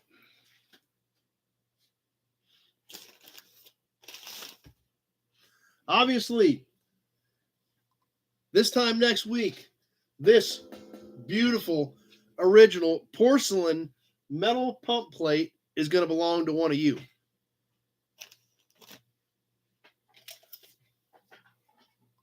$13.5 by 12. 60s era, I think, is what I'm guessing. It is original. It is porcelain. It's the real deal. This time next week, right now, we're going to be drawing a name out of the big Buick oil can to see who's going to win it. So, we've got a bunch of names in here, but we haven't showed you anything else yet either. There we got the names in there. But what are we giving away for the second and third place? Remember, we draw 3 names every week. Or not every week, every month. On every raffle, we draw 3. The second name will have their choice. Actually, they can have one of these too, but I'm assuming you're going to want the sign if you're the first name out. One of these pieces donated by Rico and Jess. We were at the Wichita Swap Meet. Rico's like, hey, throw this in the raffle. Somebody will dig this. Oldsmobile cap. Late 40s era. Got the big symbol in it. This was red. This was black painted originally. Typical dings and dents, but a pretty nice cap. Obviously, we got a lot of fans of caps on here. So, donated by Rico and Jess for this month's raffle. It is a metal-based cap with a chrome cap on it with the Oldsmobile symbol on there. So, there's one of the prizes. The next prize, another thing we all love, not a matching one, but in an envelope on this beautiful 1974 3-digit plate. That is late 40s, 47, 48 era, something like that. So we've got the cap, we've got the plate, and we've got the mobile sign. We will be drawing 3 names. First name out of the hat gets, out of the big Buick oil can, gets first choice, which I assume they're going to want the mobile pump plate. Second gets their choice of these. Third gets the last one. So there you have it. Now we all know what's all in for next week. Yeah, it's a bright color. But this, just like these other plates, this is not the correct envelope for this tag. But when it was taken off, it was put in this when they replaced the tag. So when they changed them, they put it in here. Been in there since probably 1975.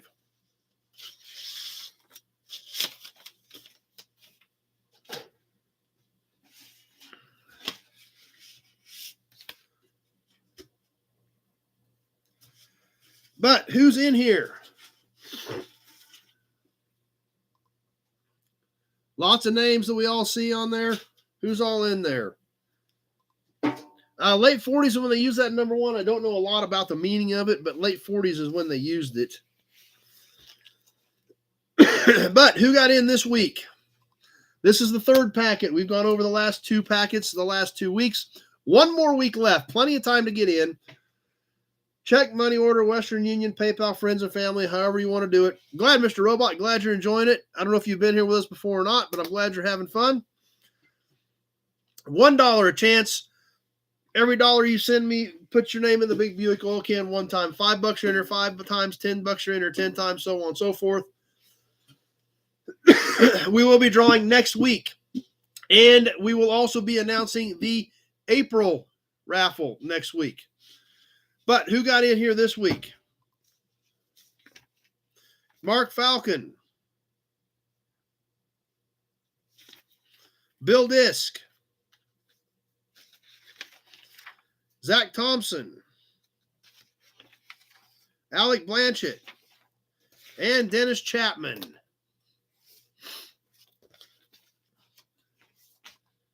That's who was all in this week.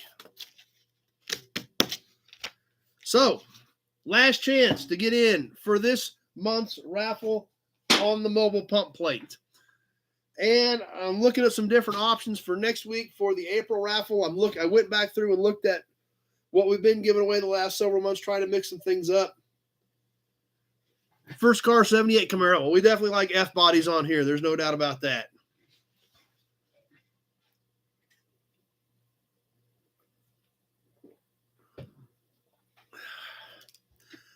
So last chance to get in. We'll try to figure out something a little bit different. I've got a couple of ideas for the April raffle, but regardless, it's going to be cool stuff. It always is. At least I always think it's cool stuff. And I know a lot of you guys enjoy it, and that's what makes this whole thing so much fun. The auctions, the raffles, it adds to your collections. We all have fun doing it. And that's what makes this thing a chat and makes it fun.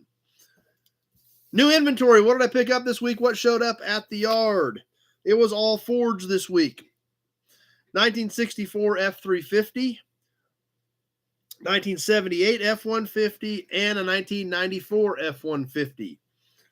64 was a one-ton dually chassis cab. The 78 is a basic regular cab, long bed, two-wheel drive, F150. However, I don't think it's a 460, but it's not a 302. I don't know if I think maybe Big Job can clarify this. They have like a 478. It doesn't look identical to my 460 and my 78 F250, but it's definitely not it's bigger than a 302. So I'm wondering if it was like a 400 or something. But it is, steering, it is factory air, and I think it is a big block. So, okay, it said Ford, number one said Ford did have a 400 in that air. So that's kind of what I was thinking it might be. So I'm kind of glad to have that because the truck's pretty rough. Or it could be a 351 modified. Okay. So, but everything under the hood looks identical to my 78 F250. So a lot of the other late 70s Ford pickups I got are all like 302s and stuff. So I am hoping that, I'm kind of glad to have this in case I ever need anything for mine. Yeah, the 305 was pretty common in those Camaros back in that day for sure. The 94 F-150, it is not teal, number one. It's a XL Super Cab short bed, two-wheel drive, white. Just basic manual transmission, crank windows. I haven't looked it over that close. I haven't even opened the hood. I don't even know what's got in for a motor.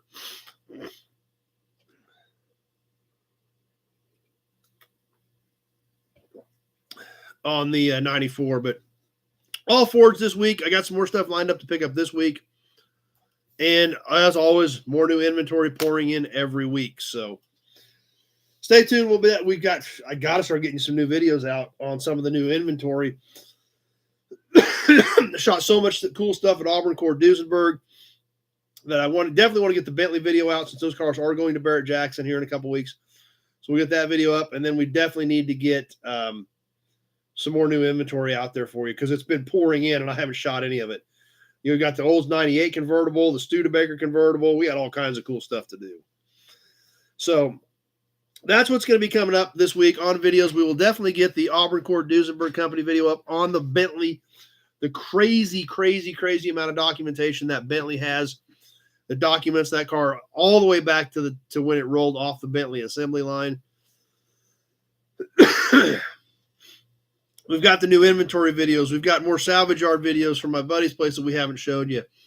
So we've got a lot of cool stuff coming up there as well. Tuesday night, as always, we will do, and that's a good point, number one. That's another thing I wanted to bring up. So you got one step ahead of me there, but I'm glad you did. So Tuesday night, we will do Toy Tuesday. Viewer box time. We had a viewer box last week. We've got another viewer box for this Tuesday. As always, we will plan on doing the viewer box. But I will always have some backup pieces ready. I don't know what's in the viewer box. However, it is a heavy viewer box. So there's probably quite a bit of stuff in it, or it's full of rocks. I don't know. It could be either way. So I have a few toys laid out just in case. But typically, if we get a fairly heavy viewer box, there's usually a lot of cool stuff in it. And that takes pretty much the whole episode. But we're going to find out Tuesday night. But we do have a viewer box on hand for Tuesday night. And those are always cool because I don't know what's in them. You don't know what's in them. There's only one person that I assume they'll be on with us. And they usually are when we get a viewer box. Most people that send a viewer box, they want to be on when we open it. So I assume the viewer will be on with us, and that's the only person that knows what's in the box, even if it's rocks. But we'll see. So it's going to be fun. Viewer boxes are always fun. You guys always come up with amazing stuff to contribute to the show, and I appreciate that, and I thank you all who have ever contributed a viewer box to the show. The viewer box, the super chats, all that stuff still amazes me that you guys think enough of what we do here to contribute in those ways. And even like John at the Wichita Swap Meet, he cut me a deal on a couple handfuls of horn buttons to share them with you guys. Everybody contributes in their own little way, and like I said, from John working with me on prices to share it with you, to super chats, all that stuff is so cool. The viewer boxes, it's great. So Mark's got to bail off. Glad you were here tonight, Mark. And that's what we're planning. Yard walk. We have not done a yard walk in a while. Number one said something about a new inventory walk. The new inventory scattered all over, so it's basically a yard walk. I'm dumping cars wherever I can find a hole to dump them. But we have not done a yard walk since Christmas Day. So 3 months ago. We typically try to do one every 2 to 3 months. Mr. Robot says he'll be back. Great, Mr. Robot. I'm glad you found us. I'm glad you had fun. We do this every Sunday night. So the yard walk is already catching people's attentions. We do need to try to do a yard walk. I have not done a yard walk on Facebook in forever, so I'll do a small one on Facebook as well. But we definitely need to do a yard walk on YouTube sometime here, hopefully over the next few weeks. So we'll see how things shake out, but we have not done a yard walk in quite a while, and I know you guys have a heck of a lot of fun doing those. So we will try to get one of those scheduled coming up soon as well. Norma's got to bail off. Appreciate it. Glad you were here. And that pretty much does it for me. That does it for episode number 157 of Sunday Night Live Chat. Once again, you guys all came back and made this chat what it is. I can't thank you guys enough for your participation, your involvement, your sportsmanship, and the good attitudes that we have on here to make this what it is. I don't think we had any trolls tonight either. I don't think we had any trolls tonight. Maybe if I did, I missed them. So no trolls tonight. Great auctions tonight. Had a ton of fun with you guys. Thanks for coming back here every week and participating in this. That's why I call it a chat, because that's what it is. I just sit here and do the talking. But if it wasn't for you guys being here, it wouldn't be a chat, and it wouldn't be the fun, and we wouldn't have the knowledge that we do share. Joe says he's trolling. That's okay. You can troll, Joe. You hang out with us all the time. You're more than welcome. So glad you guys all were here tonight helping make this thing what it is. And like I said, viewer box coming up. The support you guys show for what we do here is amazing. Like I mentioned earlier, the best thing you can do if you want to help me grow it is share it. Whatever I post, share it on Facebook, post it wherever you think you want to post it. Anything like that. If I post a Chevy pickup and you're in Chevy pickup groups, share it. Whatever we post a Monte Carlo, we post a Studebaker, share it with your car friends, share it in other pages that like type pages, share it within your groups. That's the best thing you can do to help me. So I would appreciate that. Anything you guys can do there to help spread the word. With that, I think we're going to wrap things up. We will see you all Tuesday night, 7 o'clock, Tuesday evening for some Toy Tuesday. We will be live when we do that. Tomorrow night, we'll get the documentation video up on the Bentley, and then I'll sort through the other close to 20 videos I've got in the can and see what we want to put up Wednesday night and Friday night. Thanks to everybody for being here. Thanks for all the kind comments, and wishing everybody a great week and had a fun time. I'm glad you guys do. It still amazes me that you guys even comment that you had a great time hanging out on here, spending your entire Sunday evening here hanging out with us, all of the nobodies. Oh, wow. I'm glad you made it for a while, Kenny. I mean, you heard a memorial for your sister that you obviously had you had to be there too. That's more than a good enough reason to not be here. Roger's here with us as we're getting ready to wrap up. With that, I think we can put episode number 157 of Sunday Night Live Chat in the books. We'll see a lot of you Tuesday evening at 7 o'clock for Toy Tuesday for the viewer box. Stay tuned for the third and last Bentley video coming up tomorrow night. And I hope everybody has a great week. We're sorry to hear that, Kenny. We're glad you did swing by for a little bit.